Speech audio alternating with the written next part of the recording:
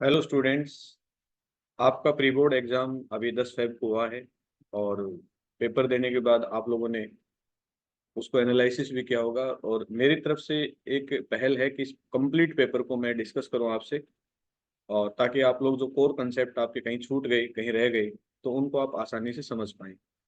इस पेपर को अगर हम देखें तो इसके अंदर कुछ क्वेश्चंस ऐसे हैं जो हमारे पास सिलेबस डिलीटेड है वहां से एडिट हुए हैं, तो हम उस कंसेप्ट को भी यहाँ देखने की कोशिश करेंगे। और कुछ कंसेप्ट ऐसे हैं जो अच्छे कंसेप्ट हैं और जिनको अगर हमने थोड़ा सा समझा होता तो हम कहीं ना कहीं उस पार्ट को इसमें कर सकते थे। ऐसा हार्ड एंड फास्ट नहीं कि एग्जामिनर पेपर को बिल्कुल स्टैटिक पैटर्न में सेट करे तो उसके कंसेप्ट से रिलेट आ सकते हैं। तो चलिए, हमारा जो प्री बोर्ड एग्जाम है हुआ है 10 फेब को, उसके क्वेश्चन पेपर को हम सोल्व करना स्टार्ट करते हैं। और इससे आपको भविष्य में जो भी आप तैयारी करेंगे उसके लिए काफ़ी हेल्प मिलेगी। तो लेट्स वी स्टार्ट। चलिए, हम पेपर को शुरू करते हैं। और हमारे पास 12th केमिस्ट्री के अंदर प्री बोर्ड एग्जाम जो 10 फेब को कंडक्ट हुआ है उस पेपर को हम डिस्कस करते हैं। तो थोड़ा हम फास्ट चलेंगे ताकि पूरे पेपर को एक टाइम बाउंड के अंदर हम उसको कवर कर पाएं और अच्छे तरीके से हम उसको समझ भी पाएं। तो let's we start. Question number 1 आपके पास स्क्रीन पे है। क्वेश्चन नंबर 1 आप देख पा रहे हैं। तो हमारे पास ये क्वेश्चन नंबर 1 था। इलेक्ट्रोकेमिस्ट्री से हमसे क्वेश्चन पुटअप किया गया है और शायद किसी बच्चे ने इस कंसेप्ट को पकड़ा हो तो वेरी इंपॉर्टेंट कंसेप्ट था। इलेक्ट्रोकेमिस्ट्री से ये कोर कंसेप्ट आया हमारे पास। तो what is the core concept in that question? Core concept हमारे पास जो यहाँ रहा है वो रहा है गिव्स energy del G is equal to minus n F E naught cell. ये कोर कंसेप्ट है जिसके ऊपर ये क्वेश्चन बेस्ट बेस्ड है। तो हम इसको थोड़ा सा एक समझते हैं कि यहाँ ऑक्सीडेशन स्टेट +6 है और इसके ऑक्सीडेशन स्टेट यहाँ तक देखें तो +4 होगी, यहाँ तक देखें तो +3 होगी, यहाँ तक देखें तो 0 ऑक्सीडेशन स्टेट होगी। तो हमसे अगर कोई डिफरेंस पूछे ऑक्सीडेशन स्टेट का तो हमारे पास इसमें से 3 का डिफरेंस है इन दोनों के बीच में। इसके और इसके बीच के डिफरेंस पूछे तो 4 इलेक्ट्रॉन का डिफरेंस है। इससे और इसके बीच का डिफरेंस पूछे तो 1 इलेक्ट्रॉन का डिफरेंस है। तो हम इस इक्वेशन को किस तरह से, हमसे पूछा क्या गया है E0 4 इज इक्वल टू, हमसे E0 4 की वैल्यू हमसे पूछी गई है। तो E0 4 कितने को कवर कर रहा है? यहाँ से स्टार्ट होकर यहाँ तक 2 को कवर कर रहा है। तो इसका मतलब ये है कि अगर हम गिव्स एनर्जी का फॉर्मूला लेके चलें तो ये हमारे पास होता है। हम इसको इस तरह से लिख सकते हैं NF E0 4। ये हमने रख लिया। किसके इक्विवेलेंट है E0 4? माइनस NF E0 1 के प्लस माइनस NF E0 2 के, इन दोनों का सम है। और अगर हम थर्ड भी लेके चलते तो थर्ड भी इसके अंदर हो जाता है, क्योंकि न्यूमेरिकल में हमसे 2 के बीच में पूछा है इसलिए हम 2 को लेके चलेंगे। इसमें से जो कॉमन है, माइनस दोनों तरफ कॉमन है, हमने माइनस ले लिया। एफ दोनों तरफ कॉमन है, हमने एफ को यहाँ से हटाया। तो जो नेट फॉर्मूला हमारे पास बना है E0 4 N, क्योंकि एन सभी का डिफर है। आप लोग नोट देखा होगा आप लोगों ने, एन सभी का डिफर है E0 2। अगर हम E0 4 की वैल्यू हमसे पूछी है तो हमारे पास बनेगा N E0 1 plus N E0 2 और डिवाइडेड बाई N। अब यहाँ जो N है वो कितना N है? फर्स्ट के अंदर N कितना है? 3। और इसके अंदर जो वैल्यू रखी गई है ये वैल्यू कितनी है? 2.20 प्लस यहाँ जो N कितना है नेक्स्ट में 1, और ये वैल्यू कितनी है? 0.77 डिवाइडेड बाई N कितना है यहाँ? 4। और ये हमारे पास जो नेट वैल्यू आएगी ये आएगी 1.84 वोल्ट। तो सो करेक्ट आंसर जो है इसका वो बी आ रहा है। आई थिंक ये कंसेप्ट आपको समझ में आया होगा। काफी इंपॉर्टेंट क्वेश्चन है और कॉम्पिटिटिव एग्जाम में भी इस तरह की प्रॉब्लम पहले भी पूछी जा चुकी है। तो चलिए, हम नेक्स्ट प्रॉब्लम के ऊपर चलते हैं। ये आपके पास क्वेश्चन नंबर 2 है और क्वेश्चन नंबर 2 वेरी इंपॉर्टेंट है। ऑर्गेनिक केमिस्ट्री से पूछा गया है। तो हमारे पास जो फर्स्ट मेंबर है ये आयरन इसके अंदर लिया हुआ है और इसके साथ हमने ब्रोमीन किया है। तो देखो, जब ब्रोमिनेशन करते हैं तो ऑर्थो और पैरा का प्रोडक्ट बनता है। तो यहाँ हमारे पास ए है, तो इस ए के अंदर हमारे पास क्या होगा? ये टोलिन है, इसके साथ NO2 ग्रुप है, तो ब्रोमीन इस पोजीशन पे अटैच होगा। लेकिन सेकंड कंसेप्ट हमें रिडक्शन के बारे में बात करता है। तो हम किसका रिडक्शन करेंगे, जो नेक्स्ट मेंबर हमारे पास यहाँ है CH3, और ब्रोमीन तो अपनी पोजीशन पे रहेगा, लेकिन जो NO2 है उसका क्या हो जाएगा reduction, that is the B. अब हमारे पास ये जो कंडीशंस है ये डाइजेनियम साल्ट की कंडीशन आपको अच्छी तरह से क्लियर है। तो नेक्स्ट मेंबर जो हमारे पास यहाँ फॉर्मेशन होगा CH3 Br, और ये N है तो ये हो जाएगा N triple bond N positive और Cl नेगेटिव। जिस बच्चे ने डाइजेनियम साल्ट को क्लियरली पढ़ा होगा तो ये कंडीशन लगाते हैं तो ये जो पूरा ग्रुप है वो यहाँ से खत्म हो जाता है, चला जाता है बाहर। तो ये हमारे पास CH3, ये Br, और अब हमने क्या किया, ऑक्सीडेशन किया है इसका 2 स्टेप्स में। जब हम 2 स्टेप्स में ऑक्सीडेशन करेंगे तो कंप्लीट कार्बोक्सिलिक एसिड हमारे पास आएगी। एक करते तो यहाँ कार्बोक्सिलिक का साल्ट आता, तो हमारे पास जो नेट प्रोडक्ट आएगा वो आएगा COH और Br। क्यों, क्योंकि इस पार्ट का इसके अंदर क्या हो गया ऑक्सीडेशन। यहाँ हमारे पास क्या हुआ था डाइएजोटाइजेशन प्रोसेस हुआ है, यहाँ हमारे पास क्या हुआ था रिडक्शन हुआ है, यहाँ हमारे पास क्या हुआ था ब्रोमिनेशन। तो ये कन्वर्जन जो सेक्शन आप लोगों ने पढ़ा है उसी में से इस पार्ट को उठाया गया है। तो इसका जो करेक्ट आंसर जो हमारे पास पूछा है वो हमसे पूछा है ए और ई क्या होंगे, तो ए हमारे पास ये है और ई हमारे पास ये है, कि दोनों ही ऑप्शन हमारे पास ए से मैच करते हैं, इसलिए सेकंड जो क्वेश्चन है उसका आंसर हमारे पास सेकंड का ए आएगा। Let's start. थर्ड क्वेश्चन के ऊपर आते हैं हम। तो थर्ड क्वेश्चन में हमसे पूछा है observe the following statement is और are correct about the RNA and DNA। RNA और DNA के कंसेप्ट के बारे में पूछा है, इंपॉर्टेंट है, और यूनिट हमारे पास जो बायोमोलिक्यूल है वहां से क्वेश्चन पूछा गया है। वेरी सिंपल कंसेप्ट से हमसे पूछा गया है, और कंपैरिजन जो है वो फर्स्ट सेंटेंस से स्टार्ट करते हैं। हमसे कहा गया डीऑक्सी राइबोस शुगर। तो सबसे पहले अगर हम DNA की बात करें तो जो DNA होता है उसके अंदर फुल फॉर्म यही होती है डीऑक्सी राइबोस शुगर। यहाँ लिखा है कि भी DNA जो है उसके अंदर डीऑक्सी राइबोस है, RNA के अंदर राइबोस है, ये बात तो लिखी है। सेकंड स्टेट में भी डीऑक्सी राइबोस राइबोस, लेकिन इनके आगे डी और ये जो अल्फा शब्द जोड़ा है अल्फा बीटा, ये कंसेप्ट क्या है इसको हम समझ लें तो आगे फ्यूचर में जब भी हमसे कोई क्वेश्चन पुटअप होगा तो हम ध्यान रख पाएंगे। तो DNA के अंदर जो शुगर है वो एक्चुअल में आई कहाँ से या किस तरह से बनती है DNA और RNA, पहले हम DNA के पार्ट को लेकर चलेंगे। तो DNA के अंदर जो हमारे पास शुगर है वो 5 मेंबर्स कार्बन के मेंबर लेके चलते हैं। तो ये हमारे पास 5 मेंबर्स कार्बन होते हैं इसके अंदर, ये लास्ट मेंबर है 5 नंबर। इसके रिस्पेक्ट में हम OH की पोजीशन देखते हैं, फिशरमैन प्रोजेक्शन फॉर्मूला। अगर ये दोनों राइट हैंड साइड हैं तो यहाँ डी शब्द लिखा जाएगा, डी डी ऑक्सी राइबोस। तो ये डी शब्द क्यों आया, ये इसके रिस्पेक्ट में, अगर दोनों तरफ OH एक ही तरफ है इस तरफ तो डी, अगर अपोजिट में होता तो फिर हमारे पास क्या था L। अब OH इधर है तो इधर OH होगा, ये H और डी ऑक्सी। तो जो ऑक्सीजन होता है इसमें वो चला जाता है, इसलिए इसके आगे नाम लगाते हैं डी ऑक्सी। तो जो 2 नंबर पे यहाँ OH आना चाहिए था, यहाँ से वो ऑक्सीजन क्या होगी कम होगी। तो ये हमारे पास है। अब ये ओपन चेन स्ट्रक्चर है, अगर हम इसका साइक्लिक स्ट्रक्चर डेवलप करें तो जो बॉन्डिंग बनती है वो 4 और 1 के बीच में डेवलपमेंट होती है हमारे पास। जो शुगर की हमारे पास बनेगी वो इसके बीच में आएगी, 1 और हमारे पास जो मेंबर्स होते हैं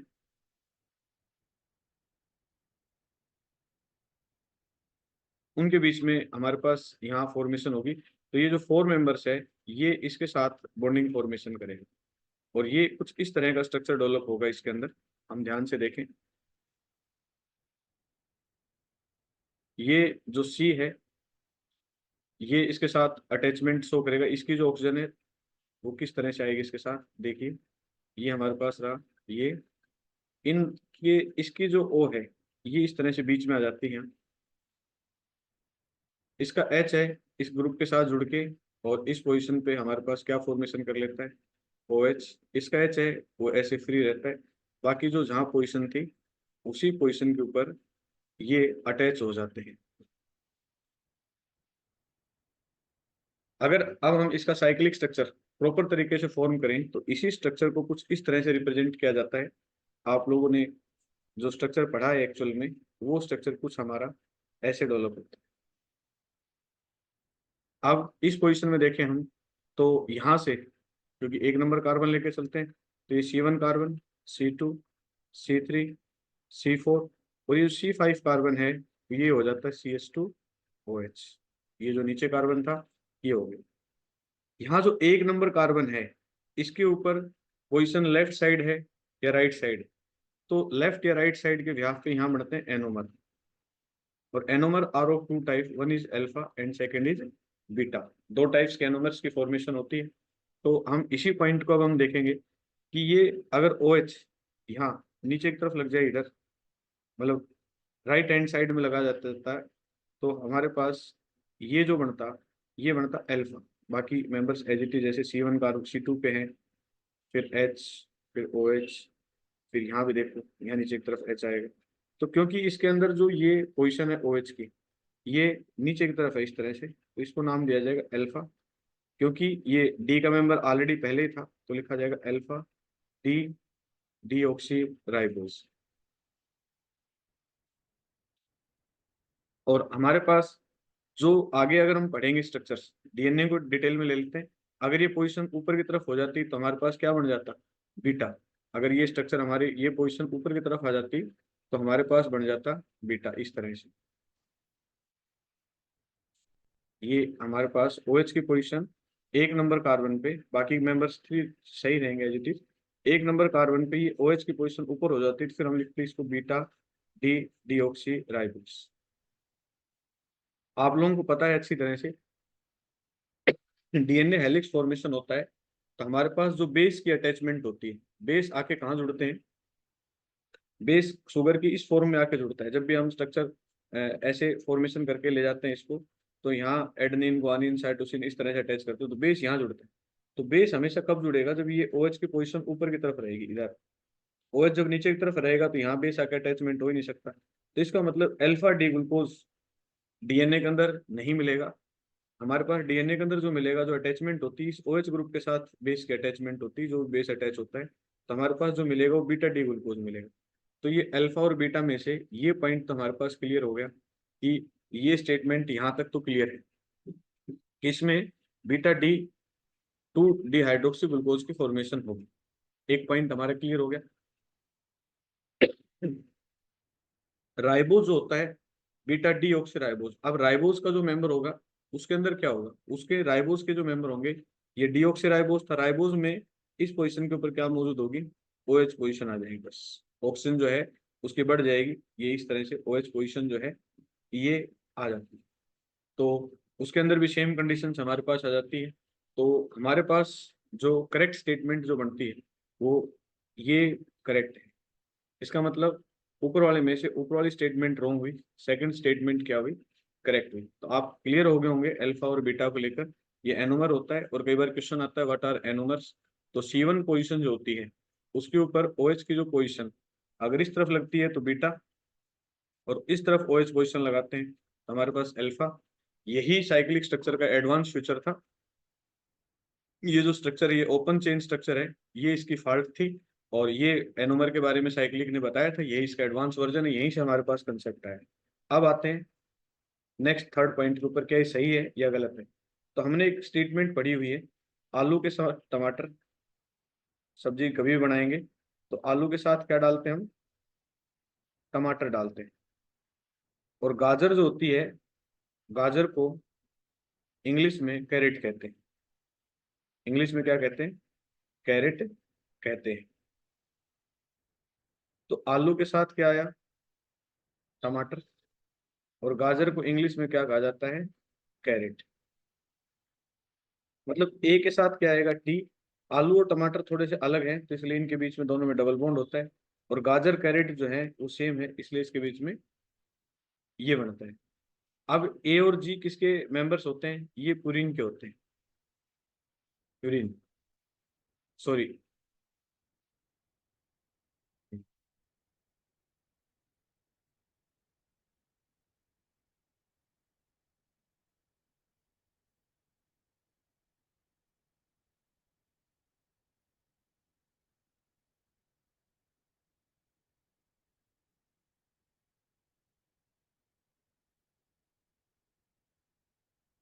हाँ,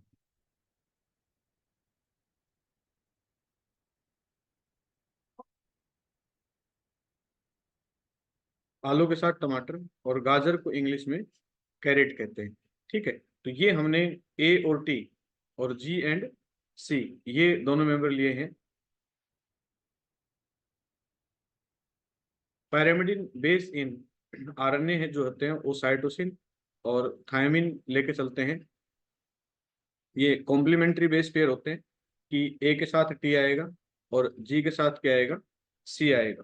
ठीक है, तो ये ए और जी जो पुरीन बेस पेयर बनता है हमारे पास, यूरिन का जो बेस पेयर बनता है वो एजी के नाम से याद रख सकते हैं। यूरिन जो है उसको हम याद रख सकते हैं एजी।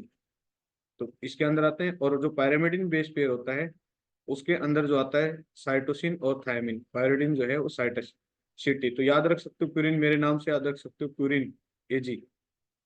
तो ये दोनों देखो प्यूरिन बेस पेयर है दोनों, एडेनिन और ग्वानिन। पायरिमिडिन बेस पेयर में क्या आता है, साइटोसिन और थायमिन। लेकिन जब कॉम्प्लीमेंट्री की बात करें तो ए के साथ क्या आएगा टी और जी के साथ क्या आएगा सी। अब हम पढ़ चुके हैं कि थायमिन जो है वो डीएनए में प्रेजेंट होता है, और आरएनए में क्या प्रेजेंट होता है, ये क्या प्रेजेंट होता है, यूरासिल। तो यहाँ लिखा है साइटोसिन, और उसके साथ दूसरा मेंबर जो इसके अंदर प्रेजेंट होगा आरएनए है, तो आरएनए के अंदर क्या प्रेजेंट होगा, यूरासिल प्रेजेंट होगा। ठीक है, आई थिंक ये हमारे पास क्लियर होगा। तो साइटोसिन और यूरासिल, और डीएनए में जो प्रेजेंट होता है साइटोसिन और क्या होता है, थायमिन। ये सेंटेंस भी हमारे पास करेक्ट है। तो अब पूरे कंक्लूजन के बाद हम कहाँ पहुंचे हैं, किसमें से करेक्ट स्टेटमेंट कौन सी है। तो सेकंड भी करेक्ट है, थर्ड भी करेक्ट है, फोर्थ भी करेक्ट है। तो हमारे पास बी ऑप्शन इसका जो है वो करेक्ट फॉर्म में रहेगा। आई होप ये कंसेप्ट आपको क्लियर हो गया हो। क्वेश्चन नंबर 4 की बात करें, तो हमसे पूछा है कि कौन सा कंसेप्ट है जिसमें आइडोफॉर्म टेस्ट भी लागू होगा और सचिव टेस्ट भी लागू होगा। तो हमें पता है कि आइडोफॉर्म टेस्ट के लिए किसी भी कंपाउंड में ये कंडीशन होनी चाहिए। तो ये कंडीशन अगर हम देखें तो ए में भी नजर आती है हमें, बी में नजर आती है, सी में। लेकिन सचिव टेस्ट सिर्फ किसके अंदर हो सकता है, अल्डिहाइड में पॉसिबल है। किसमें पॉसिबल है, अल्डिहाइड। अब इन मेंबर्स में से देखो, या तो अल्डिहाइड यहाँ मौजूद है, इसमें मौजूद नहीं है, इसमें भी नहीं है, इसमें भी नहीं है।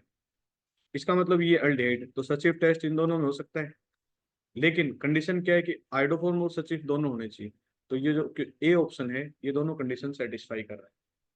अगर हम क्वेश्चन नंबर 5 की बात करें, तो क्लोरोफॉर्म को डार्क बोटल्स में स्टोर्ड करके रखा जाता है, तो कौन सी, अगर हम उसको डार्क में नहीं रखें क्लोरोफॉर्म को, एयर में रख दें, बाहर रख दें, तो फोस्जिन गैस की फॉर्मेशन हो जाती है, और COCl2 पॉइजनस गैस होती है। और इसलिए क्लोरोफॉर्म अगर बाहर रखी हो तो डायरेक्ट उसको सूंघने के लिए मना किया जाता है। ये एंथीसिया के अंदर काम आती है। आई थिंक इसका बी ऑप्शन करेक्ट होगा, इसका होगा हमारे पास ए ऑप्शन करेक्ट होगा। ये आप लोग क्लियर हो गया होगा। नेक्स्ट अगर हम पार्ट देखें इसके अंदर, क्वेश्चन नंबर 6। ये क्वेश्चन थोड़ा सा रीजनिंग टाइप कह सकते हैं, टिपिकल क्वेश्चन दिया हुआ था हमारे पास। और इस क्वेश्चन को अगर जिस बच्चे ने थोड़ी इसकी रीजनिंग को समझ लिया तो आराम से कर गया होगा। यहाँ हमारे पास एक शब्द दे रखा है कलरलेस, हमें इस कलर्स तो याद नहीं रहे होंगे, तो हम कहाँ जाएंगे। तो हमें कलरलेस का फॉर्मूला पता है, स्कैंडियम का नंबर 21 होता है, और आर्गन 4s2 और 3d1। ऊपर से कह रहे हैं 3 पॉजिटिव, तो तीनों के तीनों निकाल दें हम, तो इसके डी ऑर्बिटल में कितना बचेगा, 0। और वही कंपाउंड कलरलेस हो सकता है, तो इसका मतलब ये कंपाउंड 100% कलरलेस। क्या इसमें वैसा होता है, निकल का नंबर कितना होता है, 28 होता है, आर्गन 4s2 और 3d8। तो यहाँ अगर 2 पॉजिटिव कर देता है तो इसके डी में 8 बचते हैं, तो ना तो ये 0 हुए ना कंप्लीटली फिल हुए, ये तो कलरलेस नहीं हो सकता, कलर्ड होगा। आयरन का नंबर 26 होता है, 26 होता है, और इसका अगर हम करें तो आर्गन 4s2 3d6। अब 3 लॉस होंगे तो 2 यहाँ से गए, एक यहाँ से, तो यहाँ d5। इसका मतलब ये भी कलरलेस नहीं होगा। इसका मतलब क्यू जो है वो फर्स्ट से मिलेगा। अब देखो पहले वाले में क्यू के साथ क्या है, 2 हो नहीं सकता। इसके साथ क्यू के साथ फर्स्ट है, ये पॉसिबिलिटी पूरी है। क्यू के साथ 3 है, ये भी नहीं होगा। क्यू के साथ 3 है, ये भी नहीं होगा। तो सीधी सी बात है, ये ऑप्शन हमारे पास डेफिनेट होगा। हम एक ही कंसेप्ट से पकड़ लें, बाकी पी के साथ 2 है। आप लोगों ने लैब में देखा हो तो ये ग्रीन कलर का होता है। आयरन हमारे पास कैसा होता है, येलो कलर का होता है। ब्लू कलर हमारे पास किसका मिलता है, कॉपर सल्फेट का। अगर कॉपर का कोई मेंबर होता तो ब्लू कलर देता। तो ये कोर कंसेप्ट था इस क्वेश्चन का, आसानी से हम कर सकते थे इसको। चलिए नेक्स्ट क्वेश्चन के ऊपर आते हैं हम। क्वेश्चन नंबर 7 वेरी इंपॉर्टेंट और बहुत इंटरेस्टिंग क्वेश्चन है, जेई में क्वेश्चन पूछा गया है। इंपॉर्टेंट क्वेश्चन है, जेई के अंदर भी क्वेश्चन हमारे पास आ चुका है। कहता है कि एक रिएक्शन दे रखी है हमें ए से बी और के इज इक्वल टू दिस। तो आप लोगों ने के की यूनिट निकालना सीखा होगा, यूनिट ऑफ के हमने फाइंड आउट करना सीखा है अच्छी तरह से। आप लोगों को ध्यान है कि के की यूनिट जो होती है 1 upon time, 1 upon concentration to the power n-1। ये फॉर्मूला आप लोगों ने पढ़ा होगा, 1/सेकेंड। और कंसंट्रेशन क्या होती है, मोल पर लीटर, n-1। अगर ये हम जीरो ऑर्डर की लेके चले तो n इज इक्वल टू क्या होती है, 0। तो उस टाइम पे हमारे पास क्या हो जाता है, 1/सेकेंड, 1/मोल लीटर इनवर्स। और n की वैल्यू 0 रखे तो -1, तो हमारे पास second minus mole litre inverse, ये आती है जीरो ऑर्डर की। कौन सी होती है, जीरो ऑर्डर। तो हमारे पास ये यूनिट तो है नहीं है। अब अगर हम n की वैल्यू 1 रख दें तो ये हमारे पास किस ऑर्डर की बन जाती है, फर्स्ट ऑर्डर। और फर्स्ट ऑर्डर में n की वैल्यू अगर हम रखेंगे हमारे पास ये बचेगा 1/सेकेंड, सेकेंड इनवर्स। इसका मतलब इसको देख के हम पहचान गए कि ये जो बात कर रहा है वो फर्स्ट ऑर्डर की बात कर रहा है। अब कहता है reaction complete is in 1000 second. तो यहाँ से तो पता नहीं लगेगा लेकिन यहाँ से पता लग जाएगा, T half is equal to 0.693 upon K. और 0.693 अपॉन के की वैल्यू कितनी है, 2 × 10⁻³ तो हम जब रखेंगे तो ये 500 नहीं आएगी, कैलकुलेट करेंगे तो ये बी ऑप्शन तो होगा नहीं। अगर ये 500 नहीं आई तो ये कंप्लीट रिएक्शन होगी। अगर हाफ टाइम 500 है तो कंप्लीट का कितना होना चाहिए, 1000 सेकेंड। जब ये 500 नहीं आई तो ये भी नहीं होगा, दोनों बाहर हो गए। अब सी की बात करते हैं हम। कहता है unit of K is same as that of rate. ये सिर्फ जीरो ऑर्डर में पॉसिबल है। जीरो ऑर्डर में जो के की यूनिट होती है वो, और जो रेट होता है वो दोनों पॉसिबल है। फर्स्ट ऑर्डर में ऐसा पॉसिबल नहीं होता है। तो इसका मतलब सी ऑप्शन भी हमारा कट हुआ। आप निकाल के देख लेना, जीरो ऑर्डर में जो रेट की यूनिट आएगी और जो के की यूनिट आएगी वो सेम आएगी। बाकी अदर ऑर्डर्स हैं उसके अंदर ये पॉसिबिलिटी नहीं है। अब हमारे पास बच गया डी, तो डी ऑप्शन होगा। अब कुछ बच्चे सोचेंगे सर ये डी कैसे हो गया, ये आप बताइए। तो चलिए हम डी का डेरिवेशन करके देखते हैं कि डी हुआ कैसे। और वेरी इंपॉर्टेंट एस्पेक्ट है कि डी किस तरह से हमारे पास ये रिजल्ट लेके आए। क्योंकि ऑर्डर हमें कौन सा कहा है, फर्स्ट ऑर्डर कहा है हमें। तो हमें फर्स्ट ऑर्डर कहा है तो हम फर्स्ट ऑर्डर के बारे में जानते हैं अच्छी तरह से। K is equal to 2.303 T log a/a-x। अब इसको हम कैसे भी लिख सकते हैं, के टी लिख सकते हैं 2.303, और हम इसको log a/a-x। अगर हम ये मान लें initial concentration a is equal to 1 थी और डिग्री ऑफ डिसोसिएशन पूछ रहा है, एल एक्स जो है वो अल्फा की इक्विवेलेंट है, डिग्री ऑफ डिसोसिएशन है। तो K T is equal to 2.303 log 1/1 - alpha. ये हमें सभी को पता है कि ये नेचुरल लॉग जो होता है वो 2.303 के बराबर होता है। अगर हम यहाँ नेचुरल लॉग रख दें ln तो हमारे पास क्या आएगा, 1/1 - अल्फा। आई थिंक यहाँ तक किसी कैंडिडेट को कोई डाउट नहीं होना चाहिए। ठीक है, हम इसको ऐसे भी लिख सकते हैं। अगर इस वैल्यू को ऊपर की तरफ लेके आए तो K T is equal to -ln 1 - alpha हम कर सकते हैं इसको। ठीक है, और आगे अगर इसको हम इस तरफ लेके जाएं, लॉग को, नेचुरल लॉग को इस तरफ लेके जाएं, तो हम इसका जो फॉर्मूला है ये हम इस तरह से लिख सकते हैं,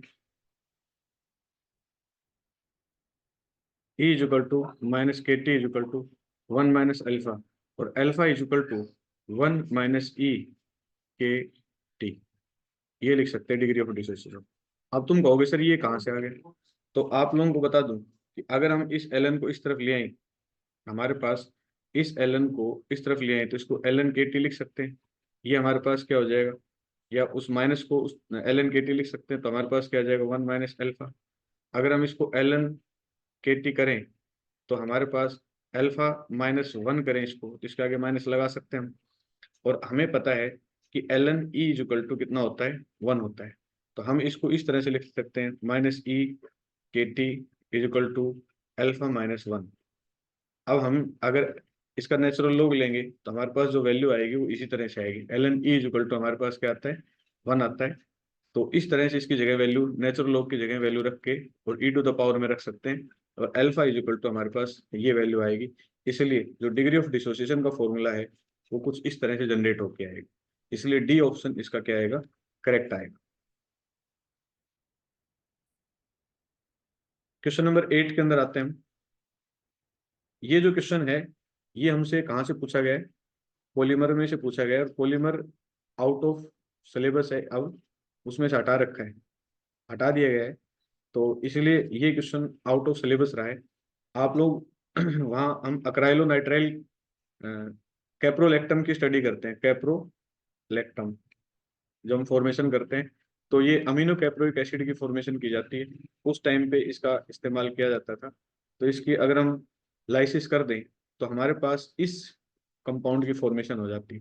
तो यहाँ हमारे पास 4 और +1 5, और एक हमारे पास यहाँ मिथाइल ग्रुप आ जाता है इसके साथ। इस तरह से इसको हम हटाएंगे, वहां सिर्फ क्या होता था, H ग्रुप आता था। तो ये रिएक्शन वहां से उठाई हुई है, और इस तरह से हम इस कंपाउंड के अगर हाइड्रोलाइसिस करेंगे तो ये कंपाउंड इस तरह से बनेगा, इसकी प्रेजेंस में हीट करेंगे तो ये अपना इसका आंसर आएगा, तो सी इसका आंसर आएगा। नेक्स्ट अगर हम बात करें अगले क्वेश्चन की, 8 क्वेश्चन में हमसे पूछा है कि इलेक्ट्रोफिलिक सब्स्टिट्यूशन सबसे ज्यादा रिएक्शन कहाँ होंगी, इसके बारे में बताइए। तो हमारे पास जो प्रोबेबिलिटी है वो सबसे ज्यादा प्रोबेबिलिटी, देखो इस कार्बन के साथ डायरेक्ट ऑक्सीजन जुड़ी है, इस कार्बन के साथ मोर इलेक्ट्रोनेगेटिव कंपाउंड जुड़ा है। तो जो कार्बन के साथ डायरेक्ट अटैचमेंट है वहां हमारे पास रिंग की, ये मान के चलिए उसके ऊपर रेजोनेंस होने की प्रोबेबिलिटी ज्यादा है, डायरेक्ट अटैचमेंट है। तो फर्स्ट जहां जहां है, तो एक तो फर्स्ट यहाँ है, एक उसके बाद फर्स्ट यहाँ है। अब आती है सेकंड मेंबर ढूंढने की। अगर हम सेकंड मेंबर देखें तो यहाँ जो ऑक्सीजन है ये इलेक्ट्रॉन्स अपनी तरफ खींच लेगा इस तरह से, तो ये स्टेबलाइज लंबे समय तक कर सकता है इसके साथ।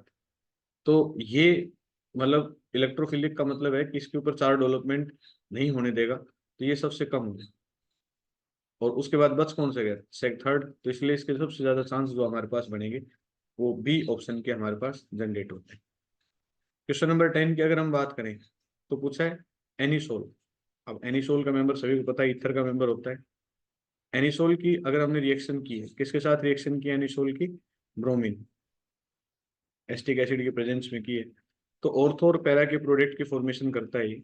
तो हमारे पास OCH3 ऑर्थो पोजिशन पे, और दूसरा मेंबर जो हमारे पास बनेगा वो कहाँ बनेगा, पैरा पोजिशन पे। तो मिक्सचर फॉर्मेशन होता है। तो ortho bromo anisole, para bromo anisole, both A and B. तो ये करेक्ट आंसर हमारे पास होगा डी। आई होप कि ये कंसेप्ट आपको क्लियर होगा। अगले पार्ट के ऊपर आते हैं हम। नेक्स्ट पार्ट जो हमारे पास आता है, क्वेश्चन नंबर 11।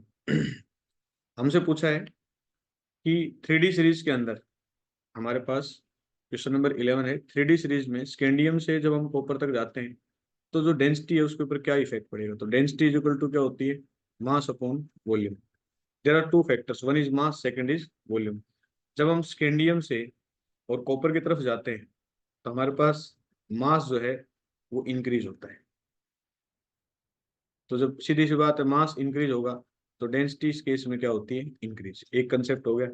अब वॉल्यूम का देखते हैं, तो वॉल्यूम क्या होती है, मिडल तक तो डिक्रीज होती है और मिडल के बाद फिर से क्या होती है, इंक्रीज। तो वॉल्यूम जब इंक्रीज होने लगती है तो डेंसिटी क्या होगी, वॉल्यूम यहाँ से जाएंगे तो वॉल्यूम क्या होगी, इंक्रीज। तो डेंसिटी क्या हो जाएगी, डिक्रीज। और इस केस में वॉल्यूम क्या होती है, डिक्रीज, तो डेंसिटी क्या हो जाती है, इंक्रीज। तो यहाँ देखा जाए कंसेप्ट, दोनों कंसेप्ट इसके अंदर आते हैं, लेकिन यहाँ जो इंक्रीज है वो बहुत स्मॉल एस्पेक्ट में होती है, बहुत ज्यादा इंक्रीज नहीं होती। लेकिन इसके रिस्पेक्ट में यहाँ डिक्रीज ज्यादा होती है, क्योंकि अनपेयर्ड इलेक्ट्रॉन जो है D1 D2 D3 D4 D5 बढ़ते जाते हैं।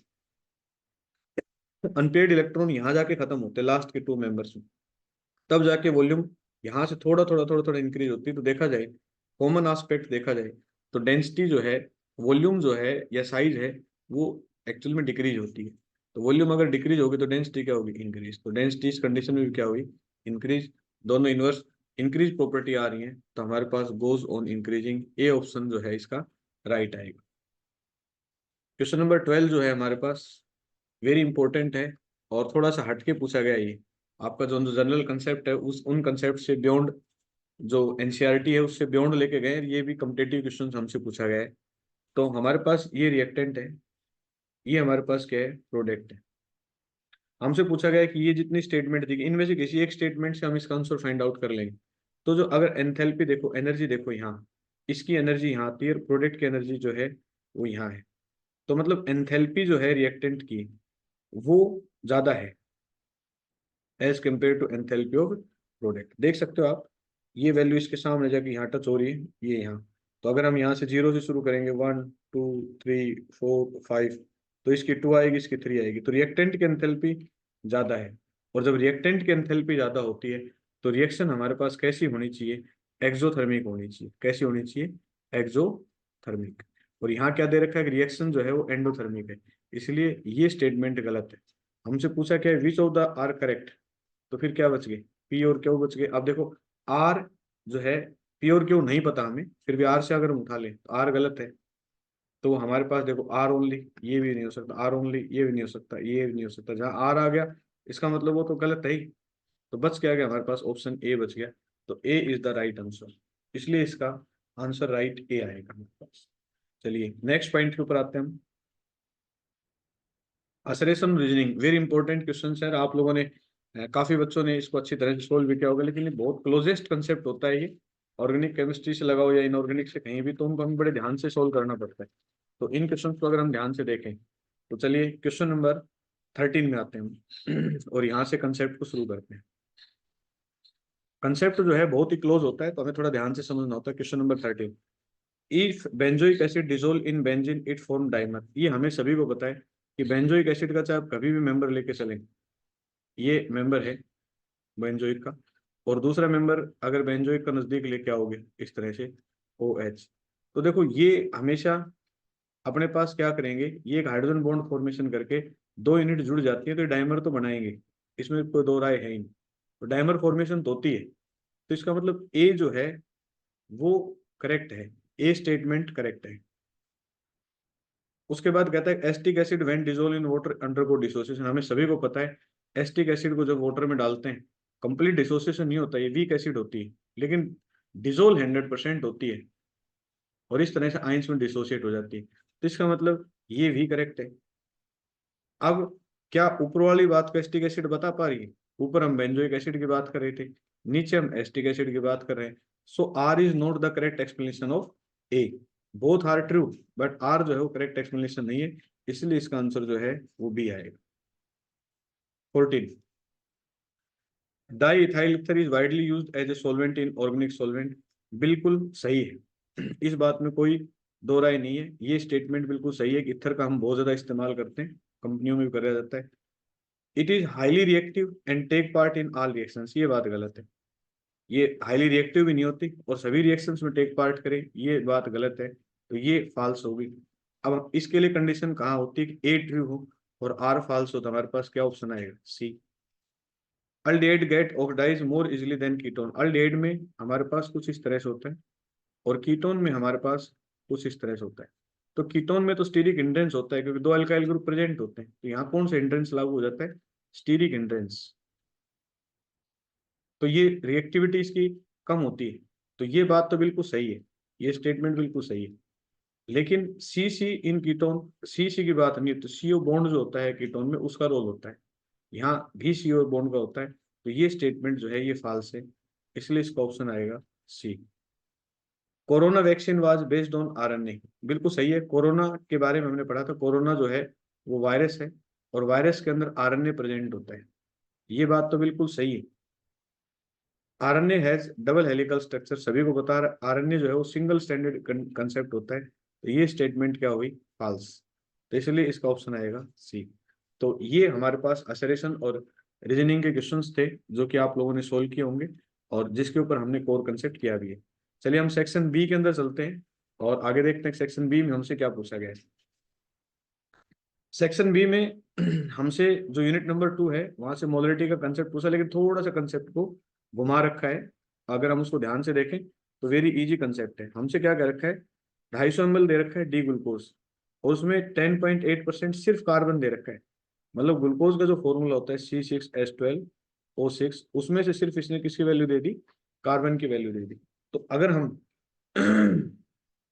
कंसेप्ट के ऊपर जाएं तो एक मोल कार्बन जो है वो हमारे पास कितना कैसे प्रेजेंट होगा, तो एक मोल अगर हम निकालना चाहें तो जैसे 6 मोल की वैल्यू है, हमें पता है कार्बन का जो C6H12O6 के अंदर कार्बन कार्बन की वैल्यू देखें तो 72 ग्राम है। अगर हम ये देखना चाहें कि इस कंपाउंड के अंदर कार्बन कितनी रखता है, कितना परसेंटेज रखता है, तो ये percentage of carbon in C6H12O6, तो ये है। और इसका टोटल मोलिकुलर मास कितना दे रखा है, 180 इंटू 100, तो इसको टोटल कैलकुलेट करोगे तो 40% रखता है।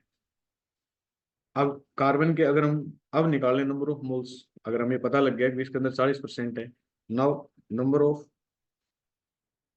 मोल्स ऑफ ग्लूकोज कितने हो जाएंगे, given mass upon molecular mass. Given mass 10.8 है और कितना में से 40 पे, तो नंबर ऑफ मोल्स आ गए। मोलरिटी अगर हमें निकालनी है तो मोलरिटी कैसे फाइंड आउट करेंगे, number of moles volume of solution into क्या करेंगे 1000। अब जब इसको काटोगे तो लगभग वैल्यू हमारे पास 1.08 m के आसपास वैल्यू आएगी। यही हमें निकालना था। बस यहाँ से हमें ध्यान रखना था कि इस तरह से हम number of moles find out करके इसको सोल्व कर सकते हैं। करेक्ट आंसर इसका ये आएगा। चलिए नेक्स्ट क्वेश्चन के ऊपर आते हैं हम।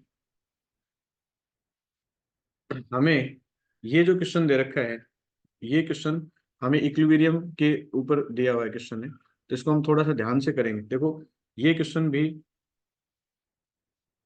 अभी जो अगर हम बोर्ड की बात करें, CBSE बोर्ड की बात करें, तो ये आउट ऑफ सिलेबस है। ये +1 के इक्विलिब्रियम कंसेप्ट से दिया हुआ है। कई बार लगता है कि राउट्स लॉ से पूछा गया था, लेकिन राउट्स लॉ कभी भी टाइम की बात नहीं करेगा आपको।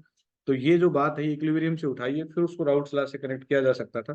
तो इस क्वेश्चन को आउट ऑफ सिलेबस कंसिडर कर रहे हैं हम। तो चलिए किस तरह से सोल्व करेंगे इसका सॉल्यूशन देख लेते हैं, फिर भी अगर क्वेश्चन आगे आ जाए तो हमें ध्यान रखना होगा। ए जो है वो गैसियस फॉर्म में है, और उससे हमें किसकी फॉर्मेशन की है, दो मोलिक्यूल्स बी जो कि गैसियस फॉर्म में, और सी की फॉर्मेशन की गई। ठीक है।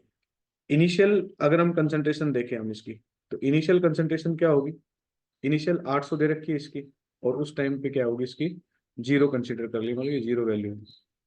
लेकिन आफ्टर 10 मिनट, 10 मिनट के बाद अगर हम देखें तो इसमें से 800 में से कितना प्रेशर कम हो गया, पी, हम मान लेते हैं।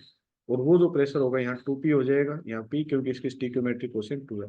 पी टोटल अगर हम निकालने की कोशिश करें तो इन सबको जोड़ देते हैं हम, तो पी टोटल हमारे पास कितना हो जाएगा, ये 800 minus P plus 2p plus P, और इजिकल टू हमारे पास कितना आ जाएगा, 800 प्लस 2p। क्लियर। और p की वैल्यू अगर ये इससे कैंसिल हो जाएगा, और p की वैल्यू अगर हम निकालने की कोशिश करें तो यहाँ में ऑलरेडी एक कंडीशन दे रखी है कि total pressure is 1600 mSg। Initial दे रखा है, टोटल भी दे रखा है, तो टोटल कितना दे दिया 1600, और 800 प्लस 2p, और p की वैल्यू निकालो तो हमारे पास 400 mm। मतलब ये हाफ टाइम है, टी हाफ जो है वो 10 मिनट जो दे रखी है, ये टी हाफ है। क्यों, क्योंकि इनिशियल प्रेशर 400 था। If initial pressure is 400, if after 10 minute total pressure is 1600, इसका मतलब है कि जब प्रेशर 400 होगा तो टाइम कितना हो चुका होगा, आधा होगा, क्योंकि प्रेशर इनिशियल का आधा हो चुका है। तो इससे ये कंक्लूजन निकलता है कि टाइम हाफ रहा होगा। अगर हम आगे क्या कहते हैं, 30 मिनट्स, कहते हैं बताओ जब 10 मिनट था, 10 मिनट पे प्रेशर कितना था, जब 10 मिनट होता है उस टाइम पे प्रेशर कितना है, 400 है। तो कहता है कि जब 30 मिनट कर दी जाए तो प्रेशर कितना होगा, तो 30 मिनट कर दी जाए तो इसका मतलब इसका 3 गुना कर दिया जाए, तो टी हाफ जो है वो 3 गुना कर दिया जाए, तो ये जो 1/8 ऑफ द रिएक्टेंट जो है उसमें से रिमेन रहेगा, और 7/8 उसमें से प्रोडक्ट में चेंज हो चुका होगा। दिस मीन्स पी अगर हम निकालें आफ्टर 30 मिनट्स, 30 मिनट के बाद पी निकालें हम, तो हमारे पास 7/8 गुणा में इनिशियल ये था, तो हमारे पास 700 mm HG प्रेशर है। ये आंसर इसका है। तो इक्विलिब्रियम के ऊपर बेस्ड क्वेश्चन है। और वहीं से हमसे एक प्रॉब्लम पूछी गई। चलिए नेक्स्ट के ऊपर आते हैं हम। कंप्लीट द फॉलोइंग रिएक्शंस, ये रिएक्शंस आपको कंप्लीट करनी है कि भाई इस रिएक्शंस में हमारे पास क्या आएगा। चलिए फर्स्ट रिएक्शन अगर हम देखें इसके अंदर 19th पार्ट में, तो ब्रोमीन क्या गया सनलाइट के प्रेजेंस में, तो रिंग के ऊपर तो रिएक्शन होने से रही। तो जो कार्बन बेंजीन से डायरेक्ट अटैच होता है, तो इलेक्ट्रोफिल जो फाइल होगा हमारे पास, उसकी पोजीशन वहां अटैक होने के चांस ज्यादा होंगे। तो ये जो प्रोडक्ट हमारे पास फॉर्मेशन होने के चांस हैं वो ये है CH, ये Br इसके साथ अटैच होगा और ये होगा CH3। एल्कोहलिक केवच सेड्जोफ रूल लगाया गया है, तो इधर तो कार्बन के साथ हाइड्रोजन है नहीं, इसके साथ फ्री है, तो ये जो प्रोडक्ट हमारे पास बनेगा वो होगा CH और डबल बॉन्ड क्या आ जाएगा CF2। एल्कोहलिक केवच में सेड्जोफ रूल लगाते हैं, तो अल्फा ये बीटा और ये बीटा, तो यहाँ हाइड्रोजन फ्री है तो इस तरफ इसकी प्रोबेबिलिटी ज्यादा होगी। तो ए प्रोडक्ट हमारे पास बनेगा ये, और बी प्रोडक्ट हमारे पास बनेगा ये। इसके अंदर HI के साथ रिएक्शन की हमने, तो देखो डबल बॉन्डेड कंपाउंड है, तो मार्कोनी रूल के अकॉर्डिंग हमारे पास जो ए प्रोडक्ट बनेगा वो कुछ इस तरह से बनेगा CH3, और ये आयोडीन जो है यहाँ अटैच हो जाएगा इस तरफ। अगर KOH है एक्वस है, न्यूक्लियोफिलिक रिएक्शन है, तो ये जो न्यूक्लियोफाइल है ये नेगेटिव और ये पॉजिटिव पार्ट, तो न्यूक्लियोफाइल आयोडीन को क्या कर देगा रिप्लेस कर देगा, और ये हमारे पास क्या बनेगा CH3, और ये इसके साथ जो पार्ट है OH, ये इसके साथ क्या हो जाएगा अटैच, जो हेलोजन को रिप्लेस कर देगा। न्यूक्लियोफिलिक रिएक्शंस हम लोगों ने पढ़ी भी है कि एक्वस में ये होता है। तो बी जो प्रोडक्ट हमारे पास बनेगा वो ये बनेगा, और ए प्रोडक्ट हमारे पास ये बनेगा। सामान्य रिएक्शंस थी और लगभग बच्चों ने इसको कर भी लिया होगा। नेक्स्ट पार्ट पे चलते हैं हम, और क्वेश्चन नंबर 20। कंपाउंड ए जो है undergo Cannizzaro reaction to B and C. A compound कोई है उसमें अगर कैनेजरो रिएक्शन हो रही, पहली बात तो देखो जो मैंने कहा था कि नेमिंग रिएक्शन 100% आती है, तो ये नेमिंग रिएक्शन के ऊपर ही कंसेप्ट है सारा का सारा, और बहुत सारे कंसेप्ट नेमिंग रिएक्शंस पे मिलेंगे। तो जिन बच्चों को नेमिंग रिएक्शंस अच्छी तरह से याद थी उन्होंने इस कंसेप्ट को कर भी लिया होगा। तो कैनेजरो रिएक्शन का मतलब क्या है, कैनेजरो रिएक्शंस का मतलब है कि अल्फा हाइड्रोजन क्या होना चाहिए अब्सेंट, पहली कंडीशन तो यही थी उसकी। तो ए कैनेजरो रिएक्शन है एंड गिव बी एंड सी, दो प्रोडक्ट बनाता है, एक तो बी बनाता है और दूसरा क्या बनाता है C, but does not undergo Fehling solution. अब ये देखो ये कंडीशन दे दी कि जो ए है वो फेलिंग सॉल्यूशन से रिएक्शन नहीं करेगा। जो फेलिंग से रिएक्शन नहीं करेगा तो वो कंपाउंड्स वो होते हैं, फेलिंग किससे रिएक्शन करते हैं एलिफेटिक अल्डिहाइड से करते हैं, एरोमेटिक से नहीं करते। तो इसका मतलब ये हमारे पास जो अल्डिहाइड होगा वो एरोमेटिक होगा, क्योंकि ये अल्डिहाइड में लागू होता है लेकिन किस में होता है सिर्फ एलिफेटिक में, एरोमेटिक में नहीं होता, ये हमें पता है इस कंसेप्ट का। और इसके अंदर अल्फा हाइड्रोजन भी एब्सेंट है, दोनों कंडीशन सेटिस्फाई होगी। कैनेजारो रिएक्शन स्टेटमेंट क्या है, undergo self oxidation and reduction, और ये किसकी प्रेजेंस में होती है, ये कंसंट्रेटेड NaOH KOH की प्रेजेंस में होती है। तो अगर ये ऑक्सीडेशन सेल्फ होगा, ऑक्सीडेशन हुआ तो ये कार्बोक्सिलिक एसिड में टूट जाएगा, और रिडक्शन हुआ तो ये अल्कोहल में टूट जाएगा। तो ये ए और सी हो गया, क्लियर है। अब कहता है ए की रिएक्शन करते हैं HNO3 H2SO4 के साथ, तो हमारे पास क्या बनेगा, तो HNO3 कंसंट्रेट लेके चल रहे हैं हम H2SO4 के प्रेजेंस में, तो नाइट्रो का कंपाउंड बनेगा। लेकिन हमें पता है अल्डिहाइड कीटोन और अमीन कार्बोक्सिलिक एसिड तक ये सारे कंपाउंड कौन सा प्रोडक्ट देते हैं, मेटा का प्रोडक्ट देते हैं। रेजोनेंस उल्टी होती है तो यहाँ NO2 इस मेटा पोजिशन पर अटैच होगा, पीछे भी कंसेप्ट आया था। तो हमारे पास सी बनेगा, डी बनेगा ये।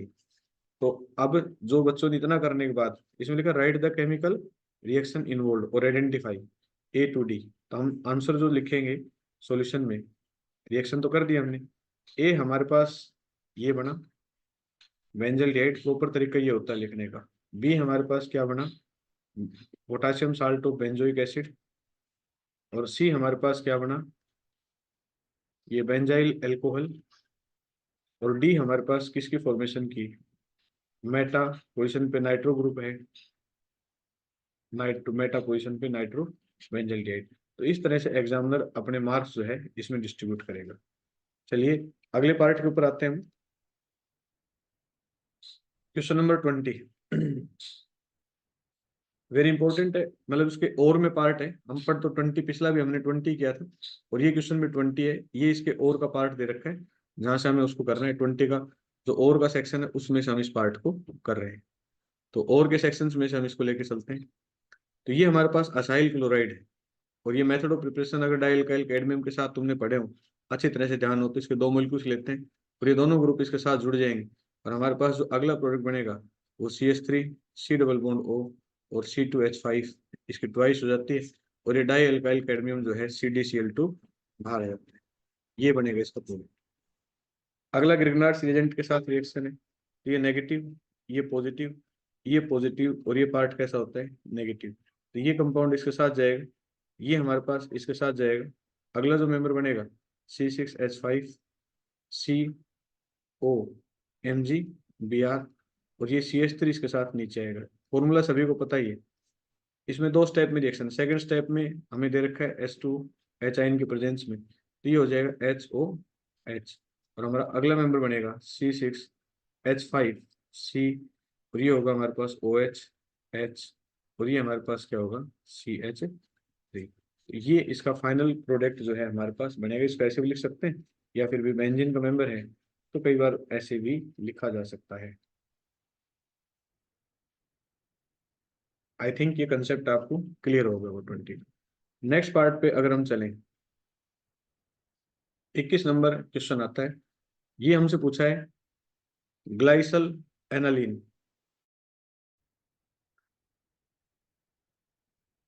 तो चलिए हम आगे स्टार्ट करते हैं, इसी क्वेश्चन में आगे की तरफ बढ़ते हैं। और 21 क्वेश्चन है हमारे पास। कहता है राइट स्ट्रक्चर ऑफ ग्लाइसिल एनालिन।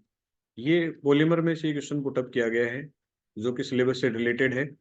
और ये आया किस तरह से, इस पार्ट को हम देखें तो ये दो पार्ट हैं। One is called glycol. तो ग्लाइसल का जो फॉर्मूला होता है हमारे पास, वो होता है NH2, अमीन का मेंबर होता है CH2COH, और एनालिन का मेंबर होता है हमारे पास ये NH2 और CH CH3 और COH।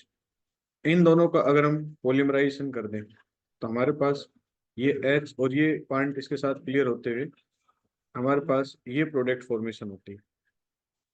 ठीक है, और ये जो फॉर्मूला है, ये किसका फॉर्मूला है, नायलॉन 2 का फॉर्मूला है। बायोडिग्रेडेबल पॉलीमर इस कैटेगरी के अंदर आता है, और हम इस तरह से 21 क्वेश्चन करते हैं। तो ये पार्ट पहले हमारे सिलेबस था, रिलेटेड हो उसका। चलिए सेकंड पार्ट में हम आते हैं। सेकंड पार्ट ये है amino exist as a zwitter ion.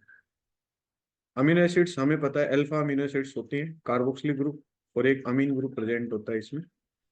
और ये जो कार्बोक्सिलिक ग्रुप है, दिस इज फॉर एसिडिटी, और ये जो ग्रुप है ये बेसिसिटी के लिए जिम्मेवार होता है। ये हम ऑर्गेनिक में भी कंसेप्ट जान चुके हैं। ये लोन पेयर ऑफ इलेक्ट्रॉन इसका प्रेजेंट होता है, तो ये अपना एच आयन लॉस करता है, एक्सेप्ट कर लेता है। तो इस वजह से हमारे पास कुछ ऐसा स्ट्रक्चर डेवलप होता है, that is called zwitter ion property, या ज्यूटर आयन होता है। इसके अंदर दोनों करेक्टर्स मौजूद हैं। आगे चलते हैं हम नेक्स्ट पार्ट पे। नेक्स्ट क्वेश्चन हमारे पास स्टार्ट होता है ये, अब सी सेक्शन शुरू होता है हमारे पास, और सी सेक्शन में 22 क्वेश्चन का फर्स्ट पार्ट लेते हैं। कहता है what is the ratio off spin only magnetic moment. तो स्पिन ओनली मैग्नेटिक मोमेंट जब हम फाइंड आउट करते हैं, या मैग्नेटिक मोमेंट फाइंड आउट करते हैं, तो आप लोगों को पता है N+2। ये फॉर्मूला लेके चलते हैं spin only magnet, where N is called number of unpaired electrons. ये होते हैं हमारे पास। तो नंबर ऑफ अनपेयर्ड इलेक्ट्रॉन्स का जो, या तो हम यहाँ पूरा मैग्नेटिक मोमेंट फाइंड आउट करें, या अनपेयर्ड इलेक्ट्रॉन से फाइंड आउट कर ले, तो वहां में रेशियो क्लियर हो जाएगा। तो let's restart. First case is called chromium हमारे पास है, और CN6 और 3 नेगेटिव मेंबर्स हैं इसके अंदर। 3 नेगेटिव है, आई थिंक 3 नेगेटिव का मेंबर है। ओके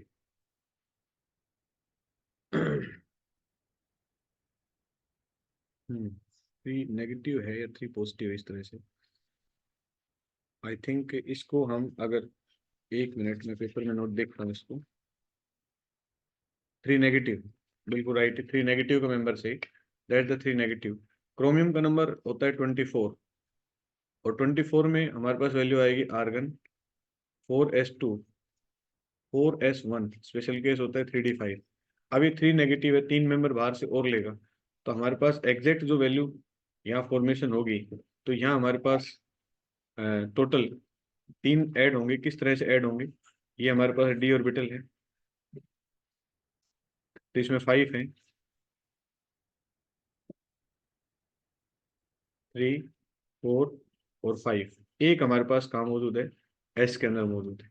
ठीक है, तो हमारे पास जो इलेक्ट्रॉन्स होंगे, पेयरिंग ऑफ इलेक्ट्रॉन स्टार्ट होगा, 3 मेंबर बाहर से होंगे, तो पहले एस के अंदर, और फिर उसके बाद 2, 3, तो 3 अनपेड इलेक्ट्रॉन इसके पास बचने चाहिए। क्लियर। तो हम अगले मेंबर पे चलते हैं, क्रोमियम S2O की 6, और ये 3 पॉजिटिव करता है, तो इसको देखते हैं हम। तो यहाँ हमारे पास जो वैल्यू बनेगी, chromium 24, argon 4s2 3d5, 3 loss करेंगे, तो 2 यहाँ से, और सॉरी 1 यहाँ से, 2 यहाँ से, तो 3d3 की फॉर्मेशन होगी। ओके, ये हमारे पास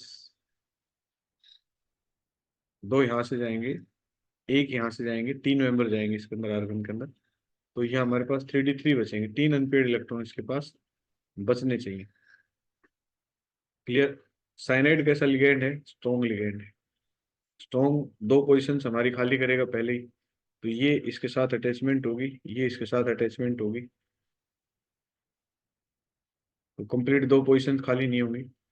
तो सीधी सी बात है कि तीनों अनपेड इलेक्ट्रॉन इसके अंदर बच जाएंगे, क्योंकि ये दोनों इधर पीछे की तरफ आएंगे, 3 पोजीशंस तो बनेंगे नहीं, तो फिर ये कहाँ जाएंगे, आगे की तरफ, तो इसके अंदर अनपेड इलेक्ट्रॉन 3 है। ये वीक लिगेंड है, ये ऑलरेडी पीछे करेगा नहीं, तो इसके अंदर भी 3 है, तो दोनों में अनपेड इलेक्ट्रॉन 3 3 आएंगे, तो इसलिए इसका जो रेशियो आएगा वो 1:1 आएगा। आई थिंक ये क्लियर हो गया होगा सभी को। अगला है ड्रा द आइसोमर ऑफ ये हमें ध्यान अच्छी तरह से, MA3B3 टाइप का केस है, जिसके अंदर फेस और मर आइसोमर की फॉर्मेशन होती है। तो प्लेटिनम है, और इसके साथ मान लीजिए हमारे पास 3 क्लोरीन के मेंबर्स हैं, तो 3 क्लोरीन के मेंबर कुछ इस तरह से अटैच होंगे।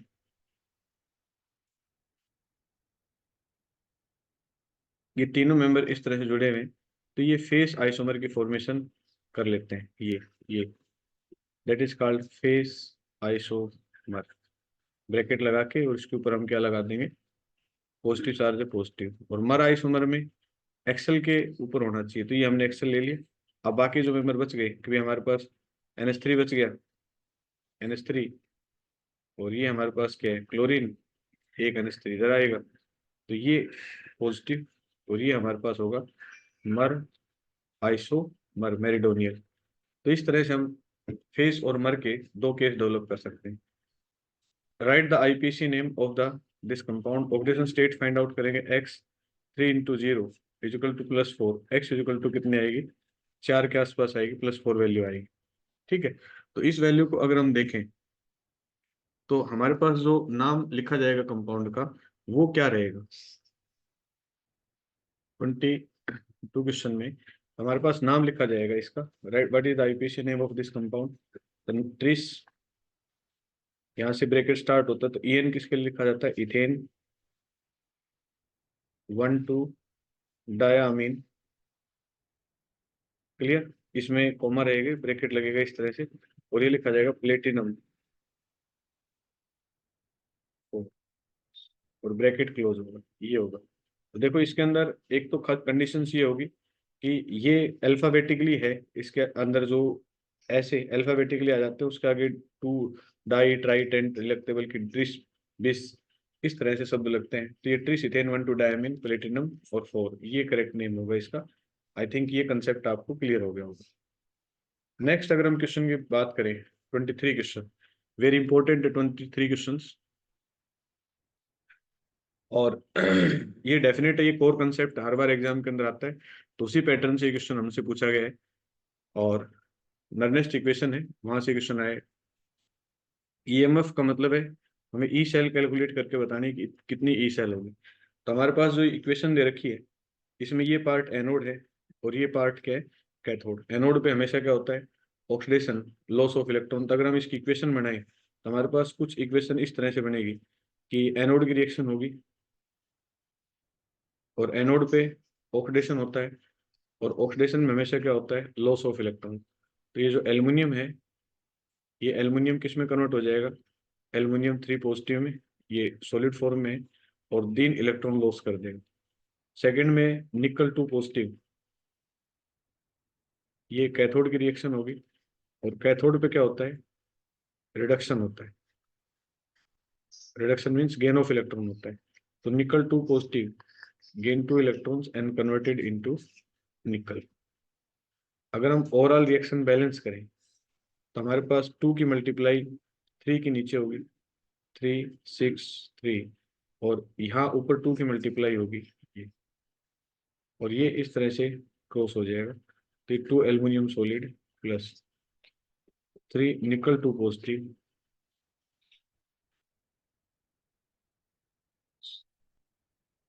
निकल सॉलिड। क्लियर। तो ये हमें, अच्छा ये पॉइंट हमें क्लियर है कि इसके अंदर इलेक्ट्रॉन का जो लेन देन हुआ है वो कितने का है, 6 का। तो एन की वैल्यू हमारे पास यहाँ कितनी आ गई, 6 आ गई। अगर इसका इक्विलिब्रियम कांस्टेंट कैसे निकालें, तो प्रोडक्ट अपॉन रिएक्टेंट। तो हमारे पास प्रोडक्ट क्या है, Al3 पॉजिटिव, इसकी क्या हो जाएगी, ट्वाइस। और दूसरा क्या है हमारे पास, निकल दे रखा है, ये सॉलिड में, इसकी क्या हो जाएगी, थ्राइस। इसका क्या हो जाएगा, Al, जो कि सॉलिड फॉर्म में दे रखा है, इसकी कितनी हो जाएगी, ट्वाइस। और निकल 2 पॉजिटिव की कितनी हो जाएगी, निकल 2 पॉजिटिव की थ्राइस, क्योंकि किसके आगे 3 दे रखे हैं। हमें पता है कि जो सॉलिड होता है उसकी वैल्यू कितनी हो जाती है, 1। तो एग्जैक्ट इक्विलिब्रियम कांस्टेंट कैसे हमारे पास आएगा, Al3 पॉजिटिव। ज्यादातर गलती इसी स्टेप में होती है, और ये बहुत ही सिंपल स्टेप है। इक्विलिब्रियम कांस्टेंट से निकाल लेंगे, मैं डायरेक्ट भी कर सकता था इसको, लेकिन मैंने बताया कि जो मिस्टेक मिलेगी वो यहाँ मिलती है। अब हम इक्वेशन लगा सकते हैं now, according to according to Nernst equation. Nernst equation हमें क्या कहती है, अगर हम नर्नेस्ट इक्वेशन के अकॉर्डिंग काम करें तो नर्नेस्ट इक्वेशन कहती है E cell is equal to E naught cell minus 0.059 n log Kc. Clear. Anode upon cathode होता है। तो हमें ई नोट सेल कितनी दे रखी है, हमें कहीं दे ही नहीं रखी। तो ई नोट सेल सबसे पहले हम निकालेंगे। तो हमने अभी थोड़ी देर पहले कहा कि एल्युमिनियम किसका काम करता है, एनोड का, और ये किसका काम करता है, कैथोड का। अगर हम ई नोट सेल की बात करें तो ई नोट सेल हमारे पास क्या होता है, ई नोट एनोड माइनस ई नोट हमारे पास क्या हो जाता है, कैथोड। एनोड की वैल्यू कितनी है, sorry cathode minus anode, cathode minus anode, इस वैल्यू को हम रख देंगे। तो कैथोड की वैल्यू हमारे पास क्या है, हम यहाँ डायरेक्ट रख सकते हैं। कैथोड की वैल्यू कितनी है,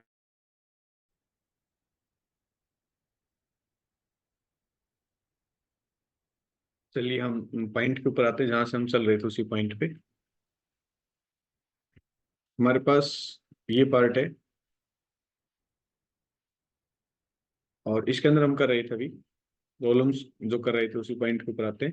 हमारे पास क्वेश्चन ये है, और इसमें हमने इक्वेशन, नॉनेस्ट इक्वेशन लगाई थी, E cell is equal to E naught cell minus 0.059 n log Kc. अब ये ई नोट सेल क्या होती है, अभी मैं पहले बता चुका हूँ, ई नोट कैथोड माइनस ई नोट एनोड। इस वैल्यू को रखेंगे हम, तो हमारे पास जो वैल्यू बनेगी -0.25 माइनस में -1.66, ये हो जाएगी। तो हमारे पास जो एग्जैक्ट डेटा बनेगा ये बनेगा 0.059। एन की वैल्यू ऑलरेडी हम 6 निकाल चुके हैं, और जो केसी है वो हमारे पास कितनी दे रखी है, 10⁻³ का स्क्वायर अपॉन, ये वैल्यू कितनी दे रखी है, 0.50 की कितनी दे रखी है, थ्राइस। जब इन वैल्यू को आगे लेके जाएंगे तो हमारे पास बनेगा 1.41 माइनस 0.0596, और log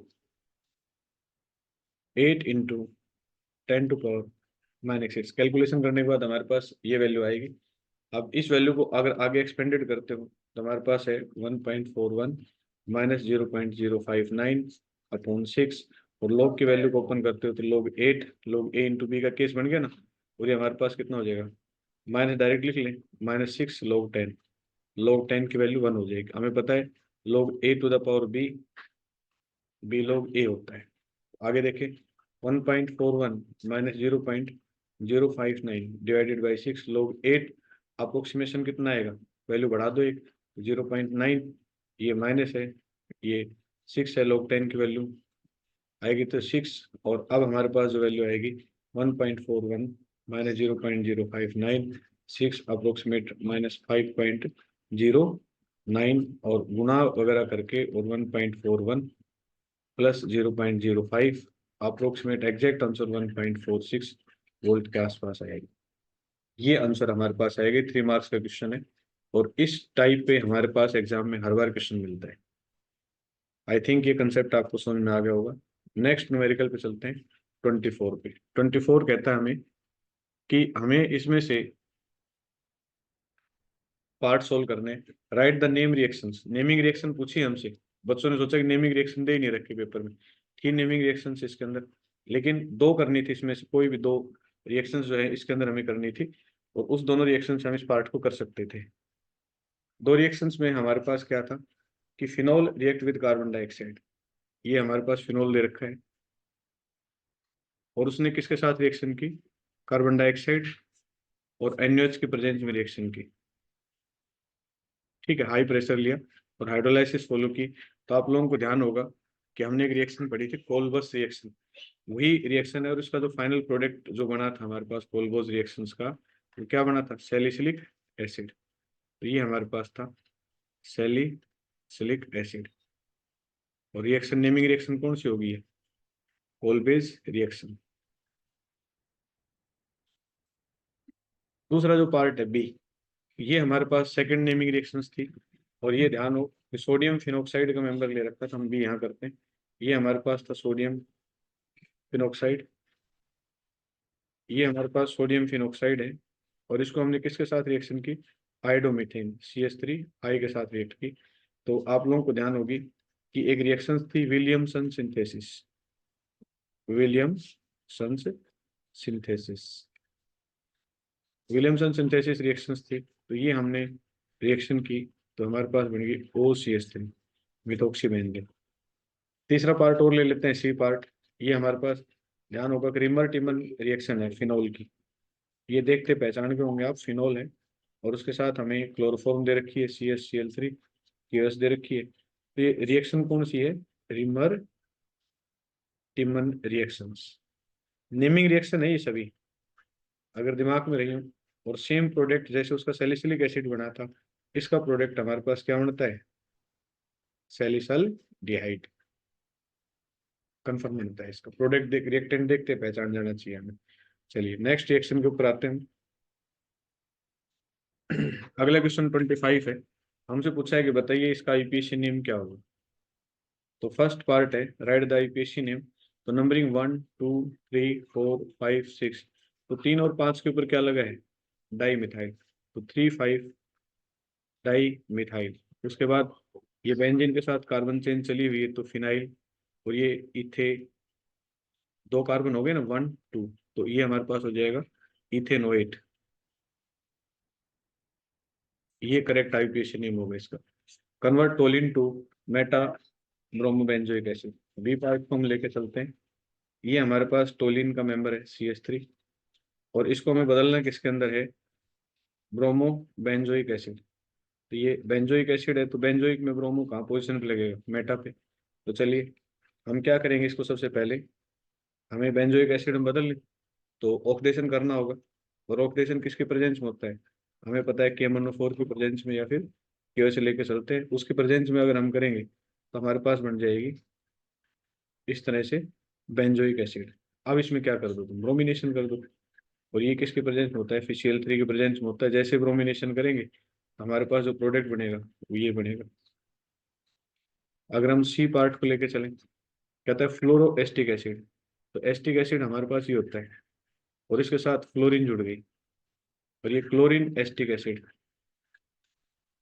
हमें बताए एसिटिक एसिड की एसिडिटी इस बात पे डिपेंड करती है कि एच आयन लॉस करे, तो ये इलेक्ट्रॉन विड्रॉइंग ग्रुप है, लेकिन ये मोर इलेक्ट्रॉन विड्रॉइंग ग्रुप है, ये लेस है। तो मोर है तो ये आसानी से एच आयन देगा, और इस वजह से ये फास्ट जो है एच आयन देकर मोर एसिडिक होगा। तो हमें पूछा जाए क्यों हुआ, तो fluorine is more electronegative as compare to chlorine, और इस वजह से जो इसका स्ट्रक्चर बनेगा वो स्ट्रक्चर क्या होगा, मोर स्टेबल होगा। ठीक है, और ये लेस स्टेबल होगा या देर से देगा, इस वजह से ये रीजन होता है। चलिए नेक्स्ट पॉइंट पे चलते हैं हम। ये हमें कैलकुलेट करनी है वैल्यू इसके अंदर, और ये वैल्यू हमें दे रखी है इसके अंदर, हमें इसको कैलकुलेट करना है। तो ये आपके पास इक्वेशन थी, ध्यान हो आपको, केमिकल काइनेटिक्स के अंदर, वहां से कंसेप्ट उठाया है। तो हम आते हैं, लोग, आप लोगों को पता है कि लोग K2/K1 इजिकल टू क्या था, EA, और अपॉन हमारे पास क्या लेके चलते थे, R की वैल्यू, ध्यान है, हम रखते थे इसके अंदर, यहाँ ऑलरेडी इसके अंदर काफी कुछ मेंशन करके दे रखा है हमें पहले ही, 2.303 इंटू 8.314, 19.5, ये वैल्यू हमें कैलकुलेट करके दे रखी है। हमें अगर डायरेक्ट वैल्यू रख ले इसका 19.15 और 1/200/300, ये वैल्यू हमें ऑलरेडी दे रखी है, एक 200 पे दे रखी है, एक 300 पे दे रखी है, T1 माइनस T2 कर दें हम, और लोग K2 माइनस लोग K1, और ये अगर वैल्यू देखें हम, तो EA की वैल्यू कितनी दे रखी है हमें, एक्टिवेशन एनर्जी जो है उसकी वैल्यू को अगर हम यहाँ पुट करें, या सभी वैल्यूज को अगर हम पुट करके रखें, तो हमारे पास ये दे रखी 2.55 kilo joule per mole, to 2.55 into 1000 into 100 upon, ये कितनी आ जाएगी, 19.155 इंटू 60,000, और ये आएगी लगभग, कैलकुलेट करें तो 0.2219। लोग K2 हमें निकालना है, और K1 हमें कितना दे रखा है, लोग 3 × 10⁻² इंटू 0.219। ठीक है, इस वैल्यू को अगर हम इसकी वैल्यू कैलकुलेट करें और इसके अंदर रखें, तो लोग K2 की जो वैल्यू आएगी वो आएगी -1.3010। आई होप आप लोग कर लिया, कर समझ में आ गया होगा, इस वैल्यू को आप निकाल सकते हो, A × B के फॉर्मूले से हम कैलकुलेट करके निकाल लेंगे। नेक्स्ट पॉइंट के ऊपर आते हैं। नेक्स्ट हमारे पास 27 क्वेश्चन दे रखा है, और 27 क्वेश्चन में हमसे क्या पूछा है, इस पे आते हैं पॉइंट पे। 27 क्वेश्चन में हमसे ये पूछा है कि एक कंपाउंड है कोई, क्लोरीन से रिएक्ट करता है इन प्रेजेंस ऑफ सनलाइट। तो सनलाइट के प्रेजेंस में रिएक्शन होती है तो क्या बनता है, तो उस कंपाउंड का हमें आइडेंटिफाई करके नाम बताना है। तो ये एनसीईआरटी का क्वेश्चन है, एल्केन हेलोजेंस में से अगर आप लोगों ने किया हो तो वो कंपाउंड साइक्लोहेक्सेन का मेंबर है। अगर हमने क्लोरीन से रिएक्ट किया, किसको, साइक्लोहेक्सेन को, तो हमारे पास क्लोरोबेंजीन की फॉर्मेशन हो जाती है। सॉरी, ये रिंग नहीं आएगा इसके अंदर, क्लोरोबेंजीन और प्लस क्या आ जाता है HCl, तो 1 क्लोरोसाइक्लोहेक्सेन की फॉर्मेशन होगी, 1 क्लोरोसाइक्लोहेक्सेन, ये हमारे पास बनता है इसमें। बी पार्ट है एसीटोन टू आइडोफॉर्म। देखो ये टेस्ट दे दिया आपको, डायरेक्ट टेस्ट ने कह के टेस्ट दे दिया है, तो एसीटोन का हमें फॉर्मूला पता होना चाहिए, CH3CO, और इसको किस में बदलना है, आइडोफॉर्म में, तो CHI3। तो यहाँ टेस्ट लगाना था, हमें पता है NaOI लगा दें हम डायरेक्ट, तो हमारे पास क्या बन जाएगा, CHI3 की फॉर्मेशन होगी, बाकी साइड प्रोडक्ट हमारे पास बन ही जाएंगे जो जो बनने हैं, और CH3CONa प्लस H2, ये रिएक्शन हो गया हमारे पास।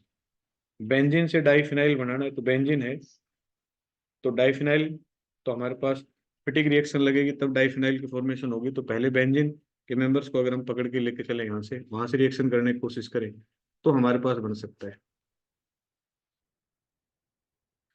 तो हमने क्या किया कि बेंजीन के अंदर हमने क्या किया, क्लोरीन रिएक्ट की, और इन प्रेजेंस ऑफ FeCl3 की, तो हमारे पास ये फॉर्मेशन हुआ क्लोरीन, और हमने 2 मोलिक्यूल सोडियम के लिए और इसको डबल कर दिया। आपको ध्यान होगा फिटिक रिएक्शन है, नेमिंग रिएक्शन है, तो ये 2 मेंबर्स हमारे पास डाईफिनाइल की इस तरह से ऑब्टेन हो जाते हैं। तो ऐसे कर सकते हैं। आई होप ये आपको क्लियर हो गया होगा। नेक्स्ट क्वेश्चन के ऊपर आते हैं हम। 28 क्वेश्चन पे चलते हैं हम। For the decomposition of azeotropic एजियोफ्रॉम to hexane nitrogen at this. देखो यहाँ इस क्वेश्चन ये न्यूमेरिकल है, तो हम एक बार इससे अगले क्वेश्चन को सोल्व करते हैं। पहले 29 पे आते हैं, सेक्शन डी हमारे पास फास्ट है। अब सेक्शन डी की अगर हम बात करें, 28 न्यूमेरिकल्स उस पर थोड़ा टाइम लगता है, तो हमने पहले 29 पे आ गई। ये इंपॉर्टेंट है, लेकिन ये जिस टॉपिक से पूछा गया है, ये पूछा तो कोऑर्डिनेशन कंपाउंड से गया है, लेकिन कोऑर्डिनेशन कंपाउंड में भी कुछ टॉपिक हैं जो पीछे हटा रखे हैं कॉन्स्टेंट वाले। तो ये टॉपिक अभी सिलेबस से हटा हुआ है, वहाँ स्लो भी सिलेबस के अंदर नहीं थे टॉपिक जहाँ से क्वेश्चन पूछा गया है। तो ये पार्ट भी हमारे पास है, लेकिन फिर भी मैं आपको बता देता हूँ। Why is stability constant of cyanide higher than NH3 as ligand. तो स्ट्रॉन्गर लिगेंड है, और इस वजह से साइनाइड की जो स्टेबिलिटी है वो ज्यादा होती है। साइनाइड क्या है, स्ट्रॉन्गर लिगेंड है, इस वजह से इसकी स्टेबिलिटी ज्यादा होती है। Which complex in the table is least stable and why. कौन सा लीस्ट स्टेबल है, ये ध्यान हो आपको। कैडमियम NH3 की 4 और 2 पॉजिटिव, ये लिस्ट स्टेबल रहा है। और इसके पीछे कारण क्या है कि कैडमियम 2 पॉजिटिव की साइज बड़ी है, बिगर साइज है, इस वजह से ये रहा है। थर्ड पार्ट में हम बात करें, तो हमारे पास इसके ऊपर 3 पॉजिटिव चार्ज आएगा अगर निकालोगे ऑक्सीडेशन स्टेट, इस पे निकालोगे तो +2 चार्ज आएगा। तो जितना ज्यादा चार्ज होता है कंपाउंड, उतना ज्यादा स्टेबल होता है। तो ये इसका आंसर आएगा Fe3 पॉजिटिव। ये लेस स्टेबल क्यों है, ये मोर स्टेबल क्यों है, तो सेम जो पॉइंट है। अगर सिल्वर को देखें तो इसके ऊपर पॉजिटिव चार्ज, कॉपर के ऊपर हमारे पास कितना आएगा, कॉपर 2 पॉजिटिव। देखा जाए क्योंकि 2 कटायन लॉस कर रहा है, तो इसकी साइज क्या है, बड़ी है, और इसकी साइज क्या है, छोटी है। तो बड़ी साइज है, इस वजह से ज्यादा स्टेबल। ओवरऑल कॉम्प्लेक्स निकालने का टॉपिक ये आप लोगों के सिलेबस से रिड्यूस कर रखा है, ये फॉर्मूला लगाते हैं हम। तो B4 का दे ही रखा था, तो ये हमारे पास इक्विलिब्रियम कांस्टेंट हम निकाल सकते हैं। नेक्स्ट पे आते हैं। 30 क्वेश्चन हमारे पास है, और 30 क्वेश्चन में हमसे पूछा गया है कि आप बताइए 10 ml इथेनॉल और आर मिक्स करें तो क्या होगा, उनकी टोटल वॉल्यूम क्या होगी। देखो अल्कोहल और वाटर ये दोनों हाईली इंटरेक्टेड हैं, तो जब इंटरेक्शन करेंगे तो वॉल्यूम क्या होगी, यहाँ इस केस में वॉल्यूम डिक्रीज होगी, घटेगी। बढ़ेगी नहीं, वॉल्यूम घटेगी, लेस देन आएगी। दोनों को मिलाने से 20 ml नहीं आएगी टोटल, क्योंकि ये दोनों रिएक्शन करेंगे, तो इस वजह से वॉल्यूम क्या होगी, डिक्रीज होगी। ठीक है। और रीजन यही कि इनका इंटरेक्शन ज्यादा होता है, अल्कोहल का और वाटर का इंटरेक्शन ज्यादा होता है, हाइड्रोजन बॉन्डिंग फॉर्मेशन कर लेते हैं, ये रीजन होता है। साइन क्या आएंगे आइडियल सॉल्यूशन में, तो आइडियल सॉल्यूशन में दोनों की दोनों वैल्यू क्या होती है, 0 होती है। Someone take the poison, what should be done immediately as the first aid. अगर कोई जहर ले तो क्या कर लेना चाहिए हमें, तो कंसंट्रेटेड सॉल्यूशन, हमें नमक का जो सॉल्यूशन होता है, वो कॉमन साल्ट जो होता है उसका देना चाहिए, और जिससे वोमिटिंग कर देता है, और वोमिटिंग करने की वजह से पॉइजन आ जाता है। तो कुछ बच्चों ने वोमिटिंग शब्द जो लिखा होगा, उससे भी ये पार्ट हमारे पास हो सकता है। नेक्स्ट अगर हमारे पास लेते हैं थर्ड पार्ट को, दो थर्ड पार्ट है, इसके अंदर हमसे क्या पूछा गया है, इसमें हमसे पूछा गया है कि calculate the freezing point of A solution. तो डेल TF हमें इसके अंदर क्या करना है, फाइंड आउट करना है, हमें डेल TF फाइंड आउट करना है। और क्योंकि MgBr आयनिक कंपाउंड है, तो कोलिगेटिव प्रॉपर्टी के आगे 1 टॉप फैक्टर I, ठीक है, KF। और ये जो मोलरिटी है उसका फॉर्मूला यहाँ लगेगा। अब आई क्या होगा, टोटल आइंस कितने बनेंगे इसके अंदर, मैग्नीशियम 2 पॉजिटिव, और हमारे पास क्या आ जाएगा 2Br नेगेटिव। तो आई की वैल्यू टोटल कितनी बनेगी, 3 बनेगी, तो 3। और केएफ जो है वो हमारे पास दे रखा है 1.86। और मोलरिटी हम कैसे निकालेंगे, W2 into 1000 upon M2 into W1। 3 into 1.86, और W2 कितना दे रखा है 18.4। टोटल मास कितना है 184। ये कितना दे रखा है 1000। W1 सोलवेंट कितना दे रखा है 200। अब इन सब वैल्यूज को हम रखेंगे तो हमारे पास 2.29 ये वैल्यू आएगी। लेकिन हमसे क्या पूछा है, freezing point of solution, solution का पूछा है। ये depression in freezing point value आ गई। तो सॉल्यूशन का क्या होता है, del TF is equal to TF not minus TF, इसका पूछा है हमें। ठीक है, ये कितना आ गया 2.29। TF नॉट प्योर का कितना होता है, प्योर का 273 होता है, 1.5। और टीएफ हमें क्या करना है, फाइंड आउट करना है। तो जो टीएफ की वैल्यू आएगी वो 270.86 केल्विन के आसपास आएगी। तो आंसर हमारे पास एग्जैक्ट ही आएगा।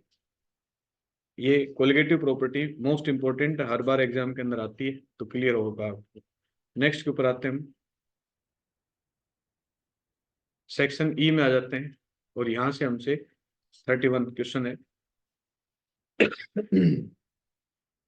इनमें से कोई 5 पार्ट जो है वो हमें अटेम्प्ट करने थे, कोई 5 पार्ट। तो पहला कहता है कि MnO2 को हीटेड कर दे QH ऑक्सीजन के प्रेजेंस में, तो इक्वेशन बनानी है हमें।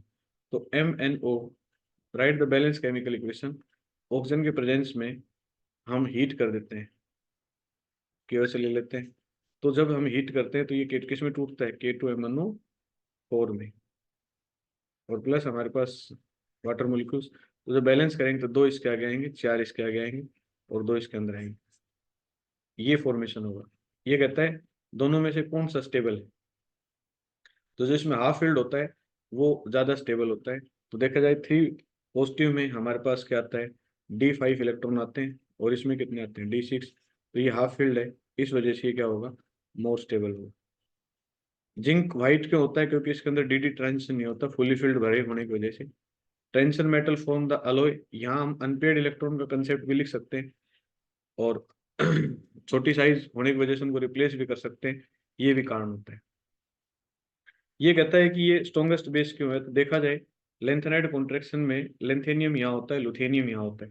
तो इसकी साइज बड़ी होती है तो आसानी से OH आयन लॉस कर देता है, और इस वजह से ये मोस्ट स्ट्रॉन्ग बेस होता है, वीक बेस होता है। छोटी साइज होने की वजह से OH आयन इजीली लॉस नहीं करते। कौन सा आइसोटोप है यूरेनियम का जो न्यूक्लियर रिएक्टर में इस्तेमाल होता है, तो यूरेनियम 235 है जो इसके अंदर इस्तेमाल होता है। What happen when potassium permanganate is heated, right a balance chemical equation. तो पोटेशियम परमैंगनेट है हमारे पास, वो KMnO4 है, और उसको अगर हम हीट करेंगे तो हमारे पास क्या बनेगा, K2MnO4 और MnO2, और प्लस O2 की फॉर्मेशन होगी अगर हमने इसको हीट किया। नेक्स्ट पॉइंट पे चलते हैं हम। 32 क्वेश्चन है। 32 क्वेश्चन, अभी हम 5 मार्क्स के क्वेश्चन में चल रहे हैं, हम दोनों पार्ट को कर रहे हैं। तो हमसे कहता है कि आप कोई 2 एग्जाम्पल बताइए। What is lead storage battery regarded as a secondary cell. ये रिचार्जेबल नेचर होता है, और इस वजह से इसको इस कैटेगरी में रखते हैं। Give 2 example of fuel cell. 2 example, पहली एग्जाम्पल हमारे पास हाइड्रोजन ऑक्सीजन फ्यूल सेल है, और दूसरा एग्जाम्पल हमारे पास मीथेन फ्यूल सेल है। ये बहुत अच्छे एग्जाम्पल है। थर्ड है calculate E cell and write half cell equation. Anode और कैथोड की इक्वेशंस जो है वो आप बताइए। एक तो हाफ सेल इक्वेशन निकालनी है, एक हमें ई सेल निकालनी है। तो हमें देखना है, ये हमारे पास एनोड होता है, ये कैथोड। एनोड पे हमेशा क्या होता है, ऑक्सीडेशन, और ऑक्सीडेशन में क्या होता है, लॉस ऑफ इलेक्ट्रॉन। तो जो हाइड्रोजन है H2, ये किस में टूट रहा है, H पॉजिटिव आयन में टूट रहा है, और ये ऑलरेडी दे भी रखा है गैसेस। तो लॉस ऑफ इलेक्ट्रॉन का मतलब है ये, अगर ये 2 हैं तो 2 H आयन बनेंगे, तो 2 इलेक्ट्रॉन लॉस करेंगे। कैथोड पे क्या होता है, रिडक्शन। रिडक्शन में क्या होता है, गेन ऑफ इलेक्ट्रॉन।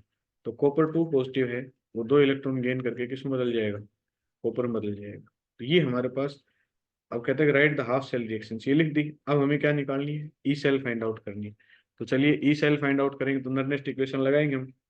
तो E cell is equal to E naught cell minus 0.059 n log, वही हमारे पास आ जाता है Kc।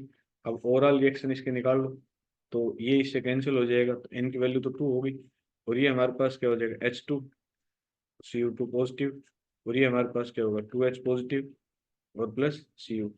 तो ये सॉलिड फॉर्म में, ये गैसियस में। तो जब Kc निकालोगे तो प्रोडक्ट अपॉन रिएक्टेंट तो इसका स्क्वायर, वही हमारे पास क्या आएगा, कॉपर 2 पॉजिटिव। क्लियर। तो ये दोनों, क्योंकि इन दोनों की वैल्यू यूनिटी हो जाएगी, तो यहाँ हम रखेंगे ई नोट सेल हमें ऑलरेडी दे रखा है 0.34 माइनस 0.059, एन की वैल्यू 2 log Kc। Kc में H पॉजिटिव का स्क्वायर, और अपॉन कितना आएगा, कॉपर 2 पॉजिटिव। ठीक है, ये हमारे पास आएगा 0.34 minus 0.059 log। H positive value कितनी है, ये है 0.1 का स्क्वायर, और ये कितनी दे रखी, 10⁻⁻3। तो ये एग्जैक्ट जब इसकी पूरी कैलकुलेशन करके चलोगे आप लोग आगे, तो एग्जैक्ट आंसर कितना आएगा इसका, कैलकुलेट करिए कितना आएगा इसका एग्जैक्ट आंसर। अप्रोक्सीमेट कितनी वैल्यू आएगी इसके अंदर, जब हम पूरा कैलकुलेट करेंगे तो ये हमारे पास वैल्यू आएगी 0.3105 वोल्ट। हम निकाल लेंगे जब इसका लॉग फाइंड आउट करेंगे तो ये वैल्यू आ जाएगी। क्लियर? या आप लोगों को ध्यान होगा, इसको ओवरऑल काटेंगे तो हमारे पास ये कितनी वैल्यू आएगी, log 10 की वैल्यू 1 होती है, इसको डिवाइड करेंगे तो ये वैल्यू हमारे पास आएगी। ये थर्ड पार्ट होगा। चलिए नेक्स्ट पार्ट पे चलते हैं हम। इसके और में एक क्वेश्चन हमें दे रखा था, उसको हम सोल्व करें।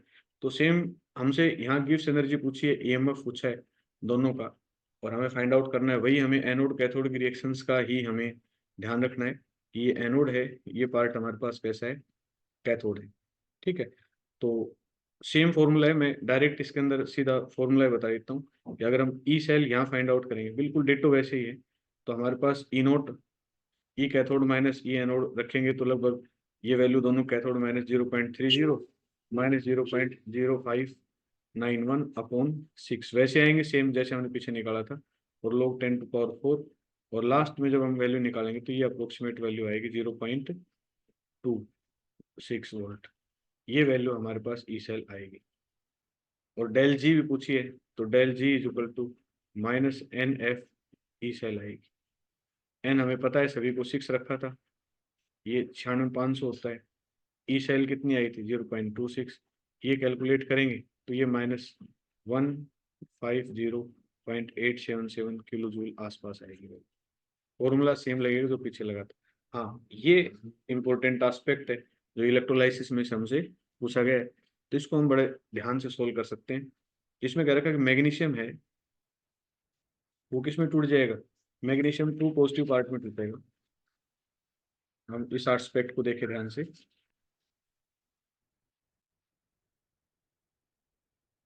साथ साथ चलते हैं इसमें।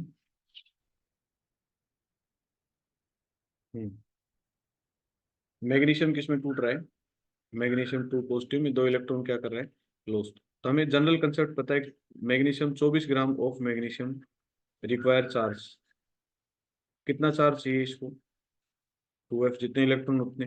1 ग्राम के लिए कितना चाहिए, 2F/24। हमें कितना ग्राम दे रखा है, 1.2 ग्राम दे रखा है। इसके लिए कितना चाहिए, 2F/24 × 1.2, ये आएगा हमारे पास। और ये ऐसे भी लिख सकते हैं 2 गुना में 96,524, इतना कूलम्ब चार्ज चाहिए हमें। ठीक है, अब हमारे पास क्वेश्चन का कैलकुलेट द, हमसे क्या कहे कि calculate the strength of current, current की स्ट्रेंथ बतानी है। तो हमें पता है Q is equal to I into T का फॉर्मूला होता है। क्या वो कितना दे रखा है हमें, 2, 96,500, और ये हमारे पास 1.2 अपॉन हमारे पास कितना है 24। आई हमें फाइंड आउट करना है, टाइम कितना दे रखा है 1 आवर्स, तो 60 × 60।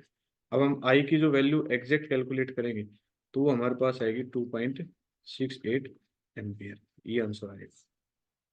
इस तरह से हम इसको कैलकुलेट कर लेंगे। चलिए नेक्स्ट क्वेश्चन के ऊपर आते हैं हम। 33 33 क्वेश्चन क्या कहता है कि आईपीसी नेम बताना है हमें।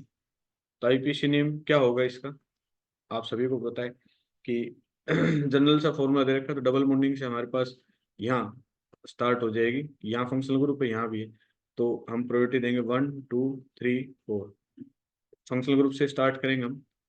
और हमारे पास क्या हो जाएगा, ब्यूट 3 इन, और ये हमारे पास हो जाएगा 1 अमीन, ये होगा। दूसरा है कन्वर्ट करना है, फर्स्ट एनालिन से नाइट्रोबेंजीन बनानी है, तो ये हमारे पास एनालिन है NH2, और नाइट्रोबेंजीन बनानी है हमें, नाइट्रोबेंजीन NO2 में कन्वर्ट करना है। इसका मतलब ये ग्रुप पहले हटाना पड़ेगा और उसके बाद बात बनेगी। तो अगर हम इस ग्रुप को हटाएंगे तो हमें डाइजोनियम साल्ट में कन्वर्ट करेंगे, तो हम लेंगे NaNO2HCl, और टेम्परेचर लेंगे इसके साथ, तो हमारे पास बनेगा diazonium salt, N triple bond N positive Cl negative. इसको अब हटाने का तरीका आप सभी को पता है, H3PO2, और ये बनी बेंजीन। अब इस बेंजीन के ऊपर तुम कंसनट्रेटेड HNO3 डाल दो, किसके प्रेजेंस में, एस्टोसो4, और वो भी खुद कैसे होने चाहिए, कंसनट्रेट हो, हमारे पास नाइट्रेशन हो जाएगा इसका। और NO2 आ जाएगा। ये NCERT क्वेश्चन दे रखा है डायरेक्ट। अगला दे रखा है एनालिन से आइडोबेंजीन, तो सेम इसी में से हम कर सकते हैं, सेम यही पार्ट है। एनालिन लेंगे, डाइजेनियम साल्ट बनाएंगे, और इस डाइजेनियम साल्ट को KI से अगर हम ट्रीट कर दें तो हमारे पास क्या बन जाएगा, आइडोबेंजीन बन जाएगी। ये रिप्लेसमेंट हो जाएगी। अमीन्स अगर हमने पढ़ी होंगी तो उसके अंदर ये आपको क्लियर होगा। सी पार्ट कहता है कि सोल्युबिलिटी, अब जितने ज्यादा हाइड्रोजन बॉन्ड होंगे उतना ज्यादा सोल्यूबल होगा। तो हमारे पास हाइड्रोजन बॉन्डिंग की प्रोबेबिलिटी सबसे ज्यादा किसके पास है, इस मेंबर के पास है। ये टर्सरी है, ये प्राइमरी है, और ये हमारे पास क्या है, सेकेंडरी है। तो अगर हम प्राइमरी को देखें तो हमारे पास प्राइमरी का जो मेंबर है CH3NH, इसके पास 2 फ्री हाइड्रोजन है। ज्यादा हाइड्रोजन बॉन्डिंग बनाएगा, ज्यादा सोल्युबिलिटी होगी, तो फर्स्ट सबसे ज्यादा। फिर सेकेंडरी का मेंबर लेके चलते हैं तो उसके पास हाइड्रोजन के पास 1 फ्री हाइड्रोजन है, तो ये सेकेंडरी अमीन थी हमारे पास, तो ये इससे कम होगी। और जो टर्सरी का मेंबर है उसके पास कोई फ्री हाइड्रोजन है ही नहीं, तो ये हमारे पास पार्ट रहेगा। आई थिंक ये आपको कंसेप्ट यहाँ तक क्लियर हो गया होगा, किसी कैंडिडेट को डाउट नहीं होना चाहिए। डी पार्ट की अगर हम बात करें, बेंजाइल अमीन, तो ये अमीन है, और ये CH2NH2, इसको बोलते हैं बेंजाइल अमीन, और ये हमारे पास क्या है, एनालीन है, NH2। अब ये इलेक्ट्रॉन विड्रॉइंग ग्रुप है, और ये इसके साथ इलेक्ट्रॉन रिलीजिंग ग्रुप है, तो आसानी से लोन पेयर ऑफ इलेक्ट्रॉन दे सकता है, ये एक्सेप्ट करेगा। तो जो जितनी जल्दी दे सकेगा उतना ज़्यादा मोर बेसिक होगा। तो यहाँ हम लिख सकते हैं कि इलेक्ट्रॉन विड्रॉइंग ग्रुप है, यहाँ कह सकते हैं कौन सा इफेक्ट डेवलप किया है, प्लस आई इफेक्ट, और यहाँ कौन सा इफेक्ट डेवलप हुआ है, माइनस आई इफेक्ट। इस वजह से इसकी बेसिसिटी घटेगी और इसकी बेसिसिटी बढ़ेगी। आगे बढ़ते हैं, नेक्स्ट पार्ट अगर हम देखें इसका,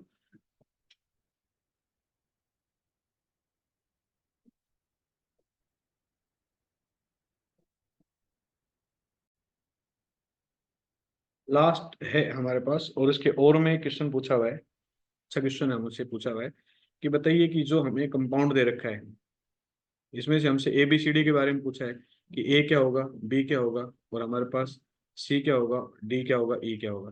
तो देखो NaOBr है, हॉफमैन ब्रोमाइड डिग्रेडेशन रिएक्शन है, हमें देखते पता लग रहा है, ठीक है।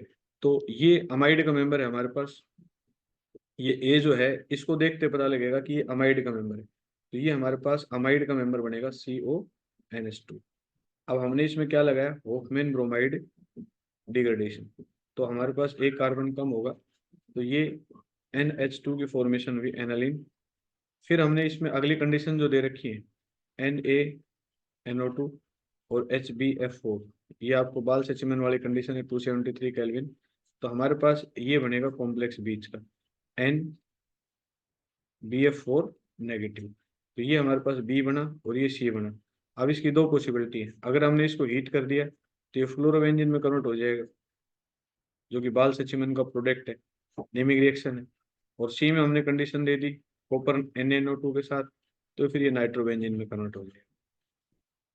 एंड अमीन में से हमसे क्वेश्चन पूछा हुआ था, तो ये प्रोडक्ट हमसे फॉर्मेशन होंगे। तो आंसर हम बता सकते हैं, ए से और सी तक सभी का नाम बताना है। तो ए हमारे पास जो होगा वो बेंजामाइड, बी हमारे पास होगा एनालिन, सी होगा बेंजीन डाइजोनियम साल्ट की फॉर्मेशन होता है टेट्राफ्लोरोबोरेट, तो बेंजीन डाइजोनियम साल्ट साल्ट और टेट्रा फ्लोरोबोरेट, ठीक है। ये फ्लोरोबेंजीन होगी, फ्लोरोबेंजीन, और ये हमारे पास होगी NO2 नाइट्रोबेंजीन। आई थिंक ये आपको क्लियर हो गया होगा। एक क्वेश्चन हमारे पास अभी जो हमने डिस्कस नहीं किया था बीच में, वो क्वेश्चन बचा हुआ है, तो चलिए उस क्वेश्चन के ऊपर आते हैं हम। वो न्यूमेरिकल था, उस क्वेश्चन को एक बार हम आइडिया देखते हैं कि इस क्वेश्चन में था क्या। 28 क्वेश्चन है, तो 28 क्वेश्चन में एक न्यूमेरिकल पूछा हुआ है, क्योंकि थोड़ी सी कैलकुलेशन इसकी बड़ी है तो टाइम ज़्यादा लेगी, लेकिन फिर भी मैं आप लोगों को एक बार आइडिया बता देता हूँ कि यहाँ दो अलग अलग हमारे पास इक्वेशंस बनेंगी। मैं एक बार आइडिया देता हूँ इसमें। जो फर्स्ट इक्वेशन हमारे पास बनेगी वो K360 पे बनेगी, और वो बनेगी 2.303 360 log initial concentration minus x, अब इनिशियल कंसंट्रेशन कितनी बनेगी, 2.303, 360। इनिशियल कितनी दे रखी पीआई, इस कंडीशन में कितनी है, 35 अपॉन 35 माइनस 19। रिड्यूस अमाउंट ये बनेगी इसकी एक्स, ठीक है। और दूसरी इक्वेशन बनेगी के, जो हमारे पास बनेगी वो बनेगी 370, 370 20। और ये जो हमारे पास बनेगी 2.303, टाइम कितना है 720 लोग, और ये 35 और अपॉन 35 माइनस ये हमारे पास आएगा 28।